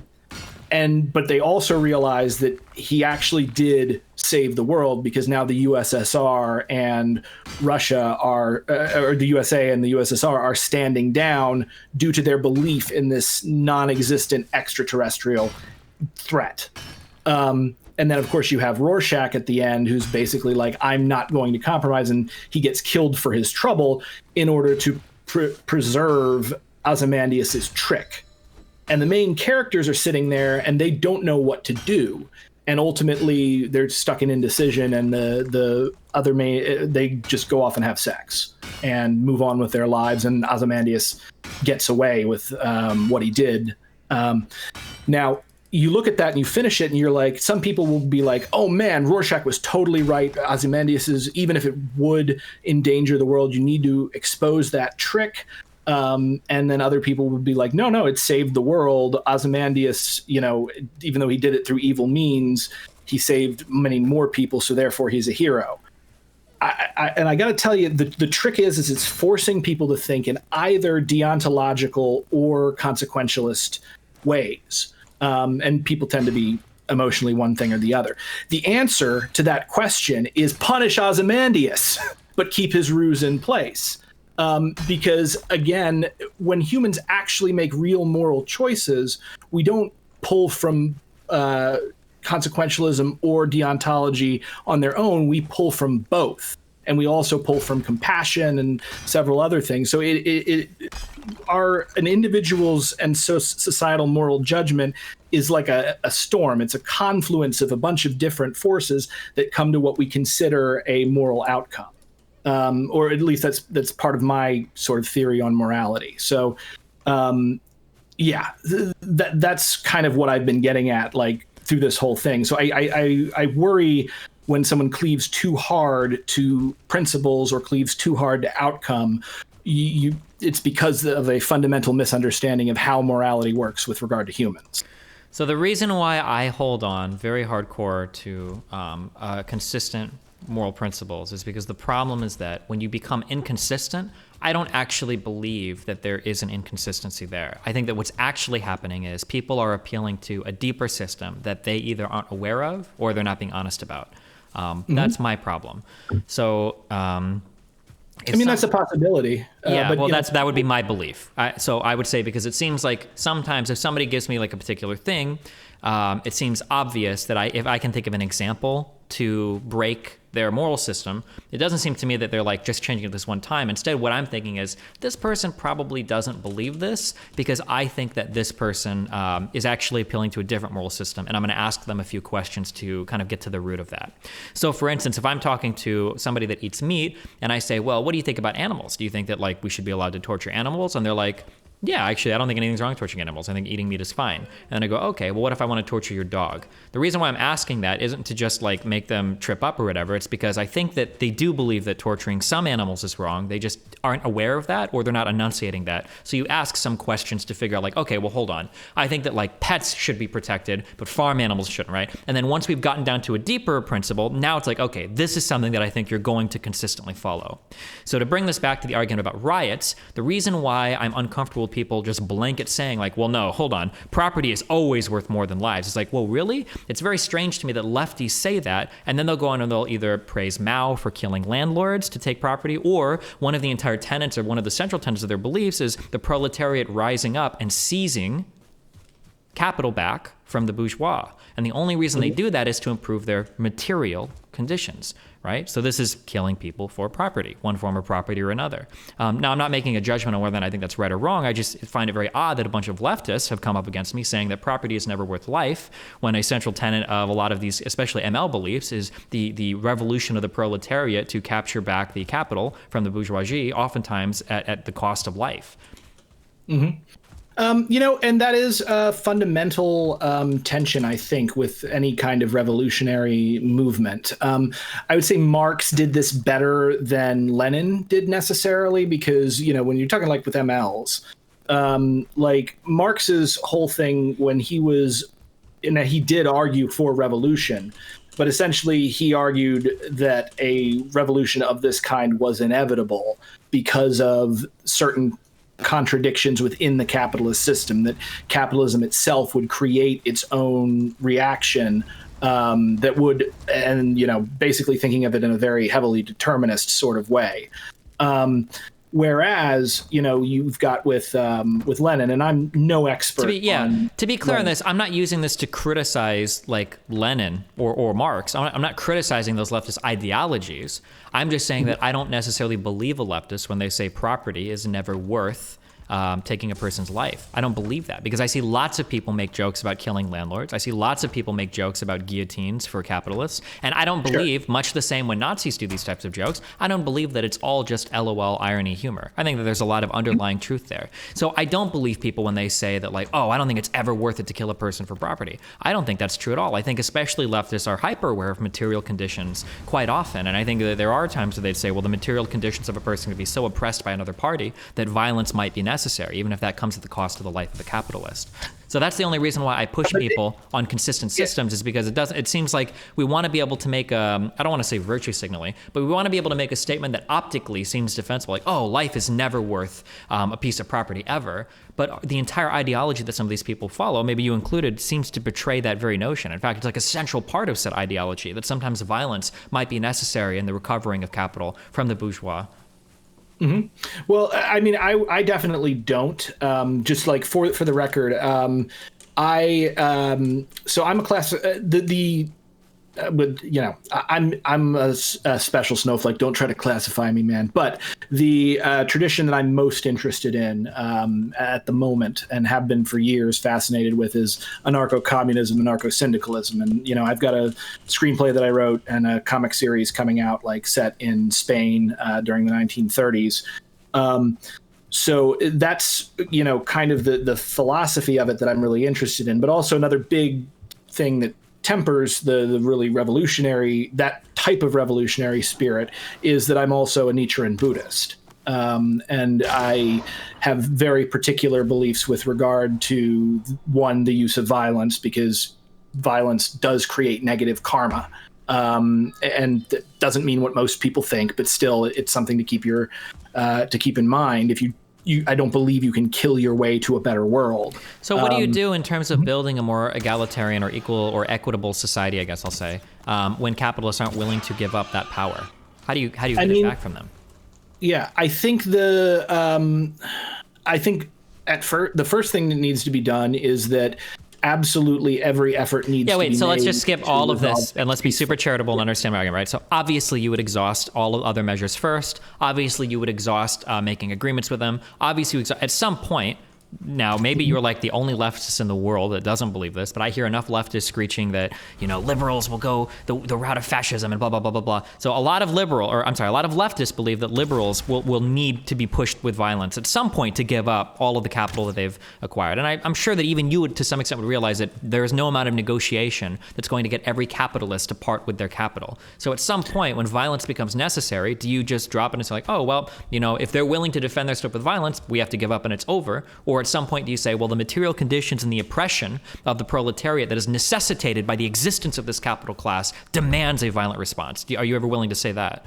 I would never say that it demands a violent response, but I would say, you know, if you're in that situation, the self-defense, it would be self-defense, because if material conditions are that bad that people are dying as a result of unable to access healthcare, unable to get medicine. I think to put this on an individual level, the sort of 6 stages of morality, the idea that is a person whose wife is dying from a curable disease, that the only druggist in town refuses to sell the cure for any price, is the man justified in either attacking him and taking it or stealing it from some way? Sure. I would say yes, because what you're doing is you're taking an action to save a life, even if it's in kind of an indirect way, right? Yeah, exactly. So I think indirect violence against people is as bad as direct violence, because or can be as bad, if I'm being charitably right. Not necessarily all the time, but it can be as bad for sure. And I would 1,000,000% agree with you. Right. So now I don't disagree with anything you've said. So in actuality, I actually 100,000,000% agree with every single thing you said. But I think that with the precepts you've laid out now, I think that you're a hop and a skip away from saying, if somebody is coming to destroy my business, I have the right to defend that with lethal force. My business might be the way that I provide for my family. My business might be the way that I put my children through schools. It might be the only way that but you see what you're doing right there. What?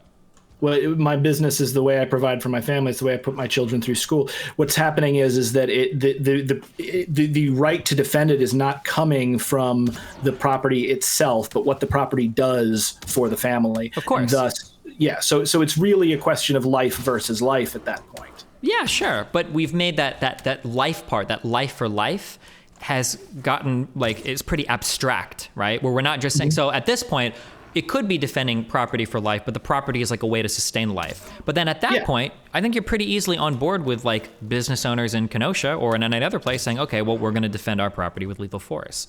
Well, definitely not, especially if you're using Kenosha.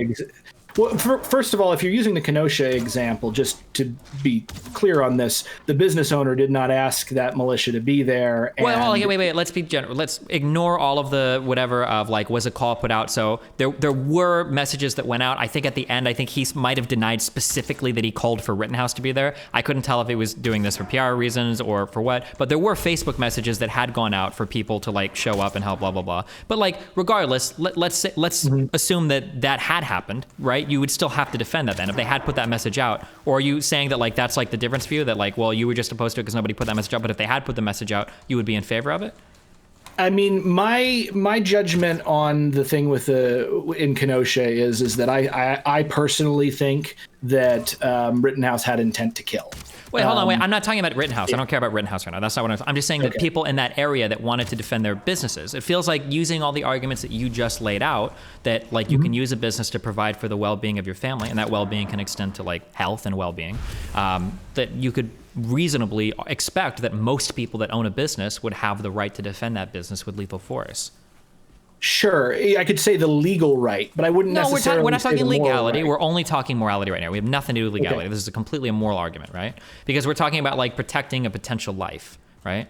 In the case that if they do genuinely depend on that business for like if their family is like actually in danger of dying or suffering a severe impairment to quality of life, like extremely severe, like they don't rents and there's a real chance that they don't have food coming if that goes down. I don't think that would be realistic for anyone who is wealthy enough to actually be a business owner. Okay, I would push back there because a lot of people seem to miss it. So small business owners are not like ultra wealthy people. Like there are a lot of people that own small business. I'm a small business owner. Okay, so then I don't know why you would say that's extremely unlikely for a small business owner that if their business was completely torched that they would lose the ability to provide for their family. I'm saying they might lose the ability to provide for their family with that business, but they would still, if you have a large enough network and if you were to go and create your own business and to be an entrepreneur, it's likely that you are not like that business away from, dying in the street.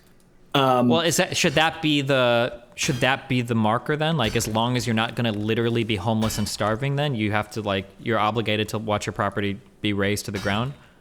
I think you can do whatever you want to protect the property, but I don't think it should go to taking a life, unless there is absolutely no other choice. And only if then the loss of that property would be like, what I was trying to get at earlier, actually, and I think I got interrupted, was like, think of it as somebody like with a dialysis machine.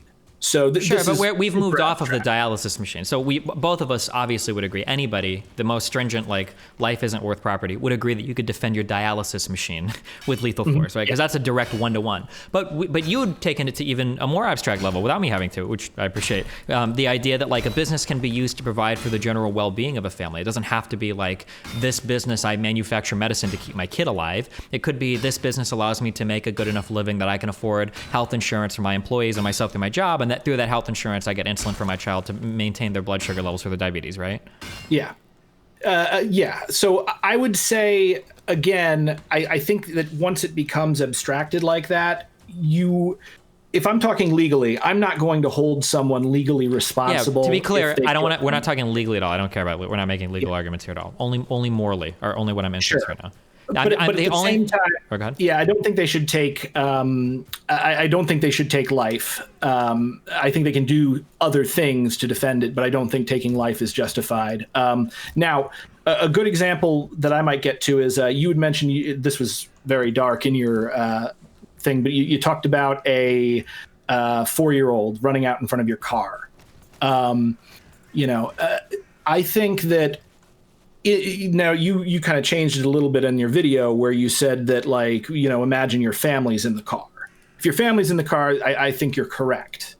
Or if your family depends on you to live. But let's assume you're a single guy, no kids, no wife. People will be okay if you passed away. Like, I actually think morally in that situation, you are obligated to commit suicide rather than hit that kid. Now, again, am I going to be super judgmental about somebody who does not make that choice? No, that's a horrible choice to be in. But I think, the need to protect children, particularly innocent children, I think overwhelms and overrides the thing. It's like they did on the Good Place, that the answer to the trolley problem is to throw yourself onto the tracks and derail the actual trolley before it hits. If this is a moral compulsion that you believe in, do you think that it is always unethical that there are any adults right now that have 2 kidneys that could go to a hospital and have a kidney removed to donate to a child? And no, I don't think that's always. I think how is that not like? Isn't that even like an easier thing to do? I think it's arguably easier to donate a kidney than to commit suicide instead of hitting a kid in a road.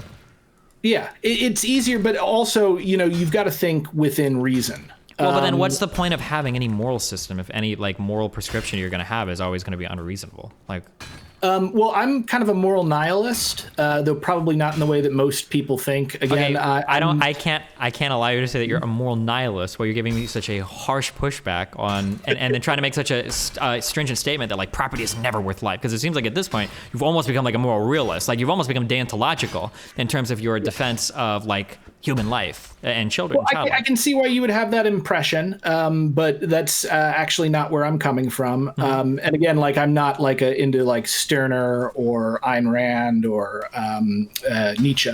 Actually, I kind of like Nietzsche, but when I'm coming from a moral nihilism position, I'm coming from it like as a Buddhist. So I'm much more into the philosophy of like Siddhartha Gautama, Alan Watts, Nichiren Daishonin. So I don't think that morals exist. Like, I don't think morals exist in nature. I think they're things that arise within human minds. And I agree. So in that sense, I don't think there's any fixed kind of morality that you have. However, I think morals are also very, very important, and there are certain themes within morality that we have more or less evolved to have as a species because it is helpful for the species in general.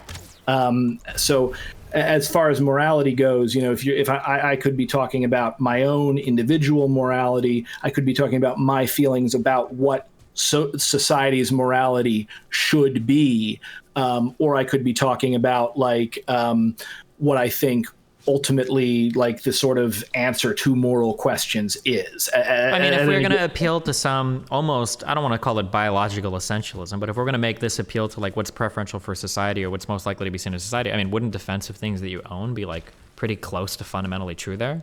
Like if I saw somebody from another tribe coming to destroy my treehouse or my my cave or whatever, wouldn't I want to like take my club out and beat him to death or whatever? Isn't that pretty normal? I mean, I think that is an instinct that humans have. However, I also think that that's an instinct that should be resisted for a number of reasons. And this why though? Yeah, that's what I really want to hear. Well, I mean, this is a deeper philosophical question, but as a Buddhist, I don't actually believe individuals exist. As in, I believe that like the actual physical person that you're talking to, Brent, I exist. And the physical person that's called Destiny exists. But I don't actually think that there is a fundamental separation between you, me, or really anything else within objective reality. I think all separations and distinctions are they're part of consciousness. So ultimately, and that's why you'll hear Buddhists say stuff like, if you're hurting someone else, you're hurting yourself. Because ultimately, consciousness kind of and the ego conspires to make you think that you are just little me in this, driving this meat suit. But in reality, you're not that. You are the works, essentially, all of existence expressing itself very particularly. You're the macrocosm expressing itself as a microcosm, the universe eyeing. And if you want to understand that more, I highly recommend checking out like the philosophy of Alan Watts, because it's some of the most brilliant stuff I've run into. But that affects my view of morality, because like you asked at the beginning of your moral thing, like what is good? And I agree with you that I don't think that question necessarily has an answer. But my answer to that is that which promotes harmony, compassion, and connection between sentient beings and ultimately leads to human flourishing. I think that's a good, I guess, secular definition of what I would consider good from a Buddhist standpoint. Okay, I understand with everything you're saying here, and I don't think I even necessarily disagree with most of what you've said here, but I don't know how that relates back to anything we disagreed on earlier. Well, I mean, so it relates back to it because we'd talk about the kid in the car, okay. And sacrificing yourself to save the kid versus hitting the kid. The kid is you. And you're also in the car. Yeah, but you would also be the kid in the hospital that needs the kidney. Mm-hmm. Yeah, absolutely. And I think, again, like with regard to, I would say, there is a element of, what is it? The end of, what movie was that? In Liam Neeson, Schindler's List. Okay. Where he's saying, I could have done more. I could have done so much more. This ring, you can always do more. There's always more good that could be done from anybody in the world, but to become obsessed with doing as much good as possible to the point to where you torture yourself, I think is a bad call overall. And maybe that's a little in tension with the particular. I understand what you're saying. Yeah, because Singer and people that deal with utilitarianism have like different things that they talk about, or similar things that they talk about with this. You can't be like a perfect good machine constantly; that nobody could live that way. But like if that was the case, because now it seems like you're giving me definitions that are way more flexible with what you would consider like morally acceptable than what I would consider morally acceptable. It feels like you should be even more on board with the idea that somebody could kill somebody that was trying to like steal property from them. Because like you might not act in a perfect way necessarily all the time, but we wouldn't expect people to make these sacrifices all the time, that if somebody was coming after their home or business, that they should just sacrifice and let the other person take it. Like it seems like you're making even stronger arguments in that direction for people being allowed to defend their property with lethal force. I mean, again, I would say that I'm not in those situations, and I don't know how I would react. Well, but we want to be able to make moral statements about those people, right? The point with like defending your property with lethal force, like the reason you're able to defend your property with lethal force is not that it is your property; it's that you don't know what this other person is going to do. So like with your, and I honestly, I was hoping to save this for the modern day debate, but like the stick of gum thing. And, I think what's interesting is since we're getting this out now, maybe we can get even deeper into it. But, I don't think that you're justified in killing someone if they want to attack you and their only goal is to attack you and to steal a stick of gum. So real quick, okay, so because I'm trying to focus more on rhetoric in 2021, I'm not comfortable with you exploring the most extreme end of my hypothetical, the most extreme hypothetical. Normally, I'm fine exploring hypotheticals. I like to. I think it's a good way to test moral systems. But I'm uncomfortable doing that when it feels like you're incredibly hesitant to give me almost any answer regarding very real-world applications of morality. So, for instance, when it comes to defending property, when you're willing to say something like, well, I've never been in this situation, so I can't ask. Now I want to talk to you about murdering somebody over a stick of gum. That feels like an unfair, I'll engage with any hypothetical you want, because hypotheticals are very interesting to me. Yeah. But when you're incredibly unwilling to engage with like real world moral questions, now it feels like the ground is very uneven, and I'm going to come away from the discussion looking really bad because I'm willing to entertain the most absurd hypothetical in my system, whereas you haven't even necessarily given me a system yet to attack. Yeah. Again, so what I'm talking about with regard to the stick of gum thing, and I was actually just about to get to it, I think that in the instance that we put that into the real world, and someone is attacking you and you don't know why they're attacking you, you don't know what they're going to do, in their mind, they want all they want is a stick of gum for some ridiculous reason. I can see why someone would be justified. I'm not sure I'd say it would be entirely moral, but I'm not going to be too judgmental about them making the call to use lethal force against an attack because they don't know. There's that instance of ambiguity. But if we had perfect knowledge of the system and you knew that the person only wanted a piece of gum, I would say it would be immoral to not just give them that piece of gum. Because again, the gum is not important, but a person's life absolutely is. It's a give them the gum and then figure out why they're that freaking crazy for gum, because that person is probably very dangerous and needs therapy or something. Do you think that everybody's life has the exact same amount of value? Oh, yeah. Yeah, 100%. As in, and I think not only will I say that everyone's life has the exact same amount of value, I would say that everyone's life has an infinite amount of value. If everybody's life has the same amount of value, if one person steps into a bar to murder two people, why aren't the two people obligated to give their life to that one man? If the only way they can defend themselves is with lethal force, wouldn't the moral decision there be, if our lives are all equal the same and it's 1v2, that the two should always step down and let the one? I mean, there's actually like stuff in the sutras about this exact problem.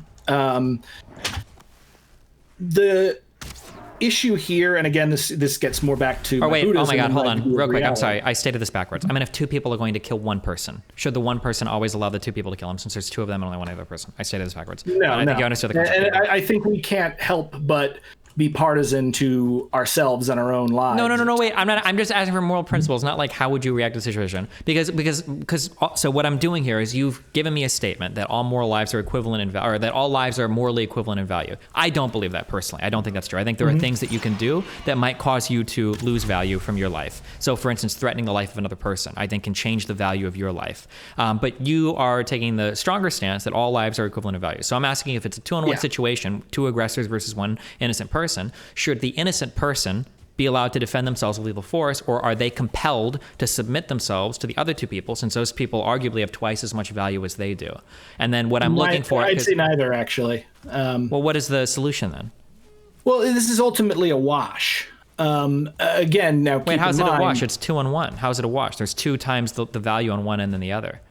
Because again, I don't think individuals actually exist. This would be like 2 cells in a body attacking 1 cell in a body. Well, okay, you do believe that you can't say that you don't believe 2 individuals exist, but then grant like special moral consideration on individuals. Clearly, you recognize that there is some ontology, there is some kind of being, related to an individual. So you can't say they don't exist in some cases, but then in other cases say property is worth more, or life is always worth more than property. Because there you're making... I'm not saying they don't exist in some cases and not in others. It's you exist. It's more like there's if we use the term self, and this is getting into like some really like high level philosophy and spirituality and stuff, and it was really interesting too, because when you were talking about kind of like a perfect moral system that you were defaulting to, it actually kind of reminded me of like a lot of people's arguments towards God or ultimate reality or whatever.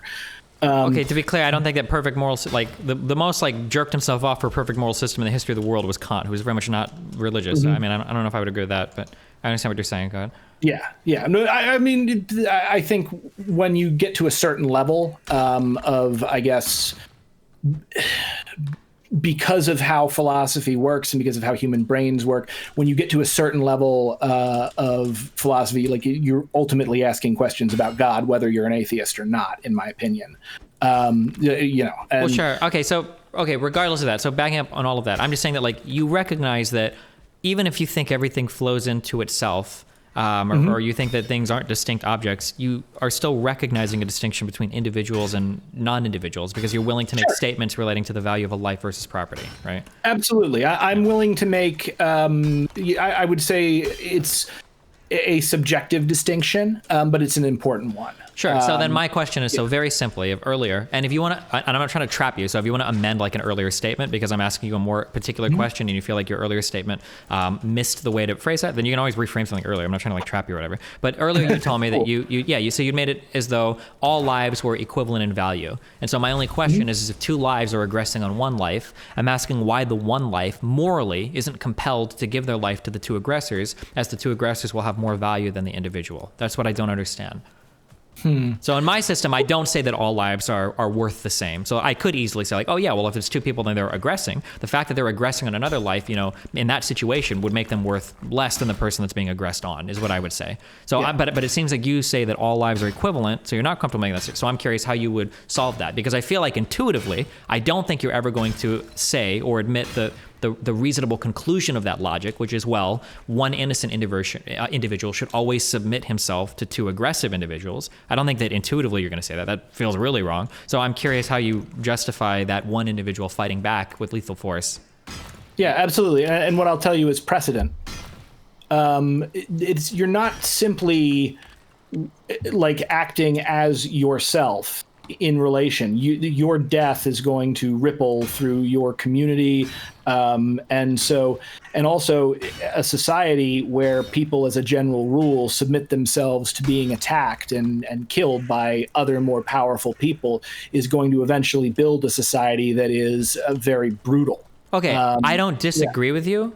This is literally verbatim my argument against that's the stick of gum argument, right? Like, because this is what I say is because people will say like, oh, well, if somebody's just trying to steal a stick of gum from you, like, is that really that big of a deal? Well, then my argument is that if we're going to take it that absurd, I'm going to argue that you've built a society where strong people are able to steal whatever they can get away with from weaker people, because that person is always going to be morally compelled to give up that property to the stronger person. Sure, but also what I'm going to point out, and I will agree with you on there, and there is a precedent issue that I hadn't thought of that before. But you know, I also don't think people are necessarily static. You know, and in the case of, you know, if we take this a little out of the realm of abstraction, we go to you know, political riots and stuff. I think what's important is to figure out why these people have been driven to the point where they think it's a good idea to riot. You know, yeah, of course, which I don't disagree with, but I don't think that you are on like. I don't think that it's on you to make that determination. There are people who you can be sympathetic to child molesters, right? There are people that that grow. Is it the John Wayne Gacy or whatever? I don't remember his name, but like John this guy Wayne was, Gacy. yeah, he was abused, and this is true of a lot of like child predators. They were abused their entire lives. They were beaten. They were sexually molested. Blah blah blah blah blah. That like when you hear their story, it's like, okay, sure, we can understand how a person can be driven to this, but you would never talk to a victim and say, well, listen, like, don't you understand that the reason why he did this was because of all of his like, you know, past things that happened in his life? You would never compel an individual to suffer a person's history, right? You would say like, well, sure, that would be cruel. That would hurt the person that I'm talking to senselessly, because they've been put in a position where they can't be objective about it because of the nature of the crime against them. Which is what I would say to people that are suffering like the destruction of a business at the hands of a rioter. I mean, they can't be nonpartisan with regard to that, but I don't think that I don't think that enables them to take that person's life, and I don't think, for instance, the death penalty should be applied to John Wayne Gacy. Wait, but why wouldn't it take a person who's trying to defend their stuff? Why wouldn't they have the right to defend that with lethal intent, though? Why would they be forced to submit? Why are you placing the onus on them to make some hyper-rational decision? You got a false dichotomy here that you're assuming, one, the only way to defend that property is with lethal force, and also two, the best way to defend that property is with lethal force. And except in very, very specific circumstances, I just don't think that either of those things is necessarily true. Sure, and that might not always be necessarily true, but for the sake of this discussion, right, we're both moving past that. Obviously, there are going to be cases, if there's like a 14-year-old, 80-pound girl that's trying to break into like the Rock's house, he probably doesn't need to take a rifle out and assassinate her, right? Like he can probably just pick her up and toss her out, of course. But we can also acknowledge that there are cases where times are very tense, where a situation can be very tense, where a person doesn't know if they're going to get murdered if they step outside their business. So for instance, the LA riots, the Tulsa race massacres, or the Tulsa massacre,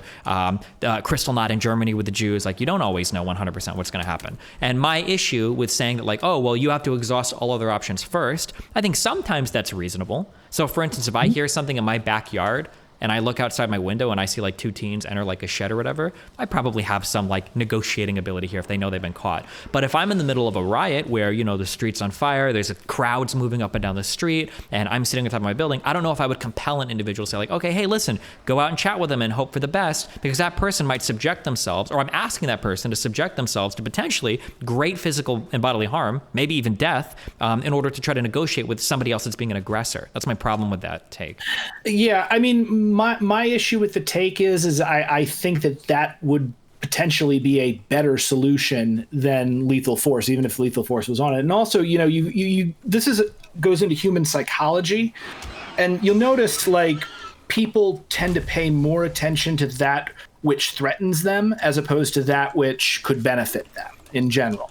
You know, like psychological studies with regard to like, this is different, but like grocery bags.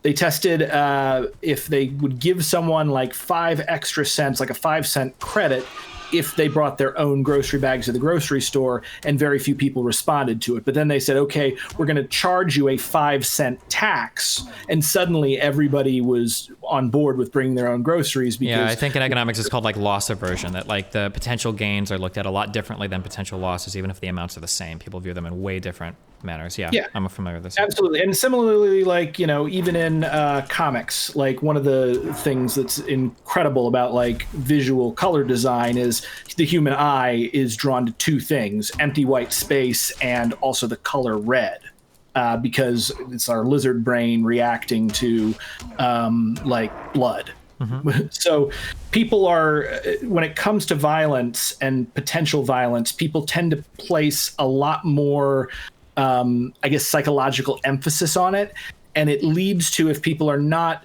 diverting to peacefulness, if you don't control yourself, you can make a mistake and think that you are in a lot more danger than you otherwise would be in, and wind up taking someone's life when you don't have to take it. Sure, but is the onus on the victim at that particular point to figure it out?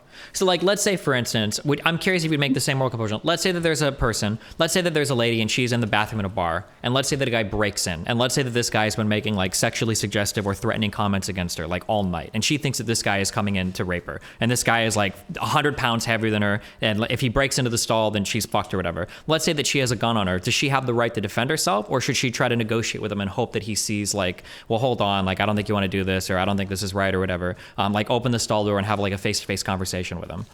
Yeah, I think that in that instance, the thing to do is, rather than immediately shoot, you inform him you've got a gun, and maybe you show it to him, you know, or you fire off a warning shot or something. Sure, but like, let's say that obviously we're moving forward in the hypothetical. Say it doesn't work. I'm not interested in a guy that responds to a warning shot. Obviously, we'd say, okay, good, he went away. But in a guy that wants to commit sexual assault against a woman, and he wants to do this, and her only defense at this point is lethal defense because she can't fight him off. Does she have a right to do that, or is taking his life in exchange for some bodily harm to her, is that like an immoral action? Would you say she shouldn't do that? She should be compelled to a higher standard. Really, you know, that's a really compelling point. And I'll tell you what, I haven't, probably because I'm a dude and I don't have to worry about rape, like I haven't really thought of that. I would say that she is justified in doing that, though I think it's less because of the assault itself and more because she doesn't know what he's going to do in addition to the assault. Let's say she knew 1,000,000%. Let's say it was a pacifist, and he tells her, I'm never going to kill another human being. I won't do it. I won't kill you. I just want to sexually assault you. Wait. So we've got a pacifist who's what? He's like on bath salts or something, and he's like, I'm a pacifist, but I love to attack and rape people. That's no, the majority of sexual assault. So to bring this back to the real world, the vast majority of sexual assault does not end in like a murder.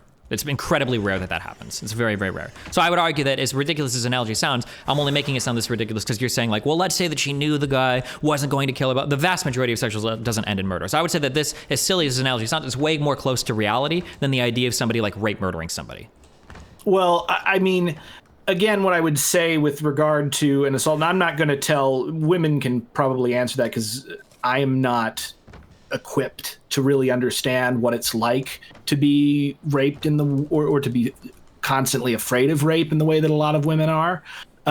So I don't really think I have a lot of ethos to weigh in on exactly where the line is there. Because, again, we were talking earlier about property versus life. Sure, and I don't... Now we've got into life versus a human body. Sure, so I don't necessarily disagree with what you're saying here, but then I would also wonder why in the same breath you're so quick to condemn like business owners that would defend their property when you don't know the exact situation of those business owners then.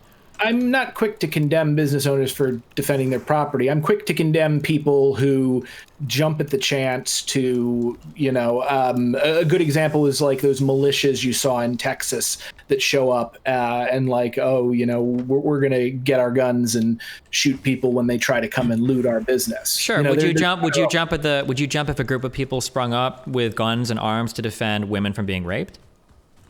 I mean, if they are actually defending women from being raped, that I would consider that a heroic act. Well, so if these people were actually defending businesses from being destroyed or attempting to. That would be much more, I would say it depends on what exactly the business does. Like if it's a hospital, that's one thing. If it's like a freaking record store, you probably shouldn't kill someone to defend your record store. Well, it doesn't really matter what the business is, right? It just matters if somebody is drawing the majority of the sustenance for themselves and their family from it, right? Well, no, I think it also matters like what the physical stuff is, how easily it can be replaced, if you have insurance. Like imagine, say you are a gas station owner or something and there's a riot and you have insurance on your place and you know that you'll be covered. If you go out and you kill somebody to defend that. Well, so we know that we're both American, I think, right? You're American? We know that insurance doesn't work that way in the United States. And we actually saw as much in the Minneapolis riots that most of those business owners that lost their business, they weren't compensated completely for it. But even if it doesn't work that way, the point is that the ability to use lethal force in defense of property derives directly from that property's effect on your life, and you have a weaker claim the less necessary that property is for the maintenance of your life. So, well, of course, but I agree with that. But that's the argument you said earlier. But like, let's say one person owns a hospital, but they own like 30 hospitals, and then let's say one person owns a record store and they own only one record store. That's literally the entirety of their like life savings, and that's how they provide for their family. Then one person probably has a stronger claim to defend their record store than another would to defend the hospital, right? Oh, I completely disagree. And I'll tell you why, because the 30 hospitals, that has more life-saving ability. So I would actually say the person that owns 30 hospitals has more has a stronger moral claim defending that hospital than the person with the one record store. Even if the person with the one record store won't be able to provide for their family anymore, and the other person with the hospital will be able to replace it very quickly, or? Sure, because how many freaking people depend on a hospital to live? Like how many does like 5 minutes of going to a further away hospital mean for somebody like suffering from a heart attack or liver failure? Like, what if it's just like a small clinic where you go in and get prescriptions or whatever, I guess? Okay, so that's closer to the record store. So it just seems weird. It sucks that like people can defend their business, but only if it's like a socially necessary business. Otherwise, you just kind of have to watch it like die, I guess. That seems unsatisfying. The issue again, my issue again is not so much socially necessary, because I would see a business like a record store or something that provides art or culture as socially necessary. It's the difference between it being directly related to keeping people alive. Okay. So I would say if you own like 300 clinics and one clinic is going to get totally wrecked and there's not a realistic chance that someone will die or, lose a foot or something as a result of that clinic not being there for them, I would say the record store owner has a greater claim on defending their property with lethal force. Okay, going back to the 2-on-1 example, how do you reconcile this? And two people want to attack one person. Why should the one person be allowed to defend his life with lethal force if the two people have twice as much value of life as him? It's not twice as much value, because remember I said life has infinite value. So we can 2 times infinity is it's just infinity. Well, then I didn't take you at your word for that. I don't think you would agree that life has infinite value, though. No. No, I think it definitely has infinite value. Okay, let's say that I could kill one person to make every other person on the planet incredibly wealthy. Do you think that that one person's life would be a worthwhile exchange? Certainly not. Okay. All right, well, I think we've kind of a big point of contention between the two of us. Sure. All right, well, I think we've kind of, I mean, if you wanted to do like a modern day debate show, we should probably stop here because we're kind of exhausting that topic. Yeah, this is fun. Well, there's some other stuff we could talk about too. I've been wanting to do a debate on determinism.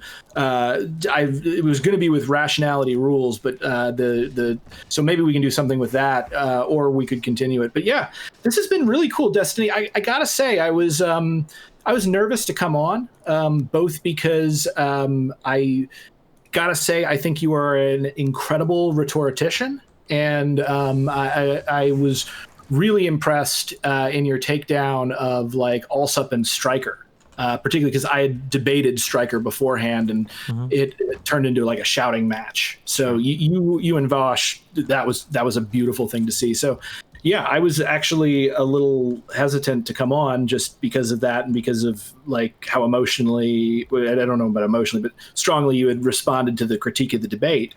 But dude, this has been really cool. You're kind of a cool guy. All right, well, hey, listen, I appreciate the conversation, my dude. Yeah, no problem. Yeah, stay safe, be careful. I kind of wish you guys talked about logical extremes. I agree with you for the most part when it comes to defensive property, but I still think value plays a factor. Yeah, we can get the... Honestly, what the whole I didn't want to get bogged down in boring shit, but the whole conversation should have actually been about, I don't know if you would say epistemic norms, like the idea that you can have like systems that have inconsistent logics or systems that have inherent contradictions is ridiculous. I should have just started there. I'm pretty sure that math, while there might be some unsolved questions, or you might run into a strange paradox or something, or an apparent paradox, Zeno's quote-unquote paradox, the one of getting closer to the wall or whatever, like you might have, I don't think that math people say like, oh yeah, well, you know, like when you get really into it, math is just very irrational, you know, LOL. Like I don't think that that's at all the case, but was it just me, or did he simultaneously not have a moral system at all, but also have every moral system at the same time?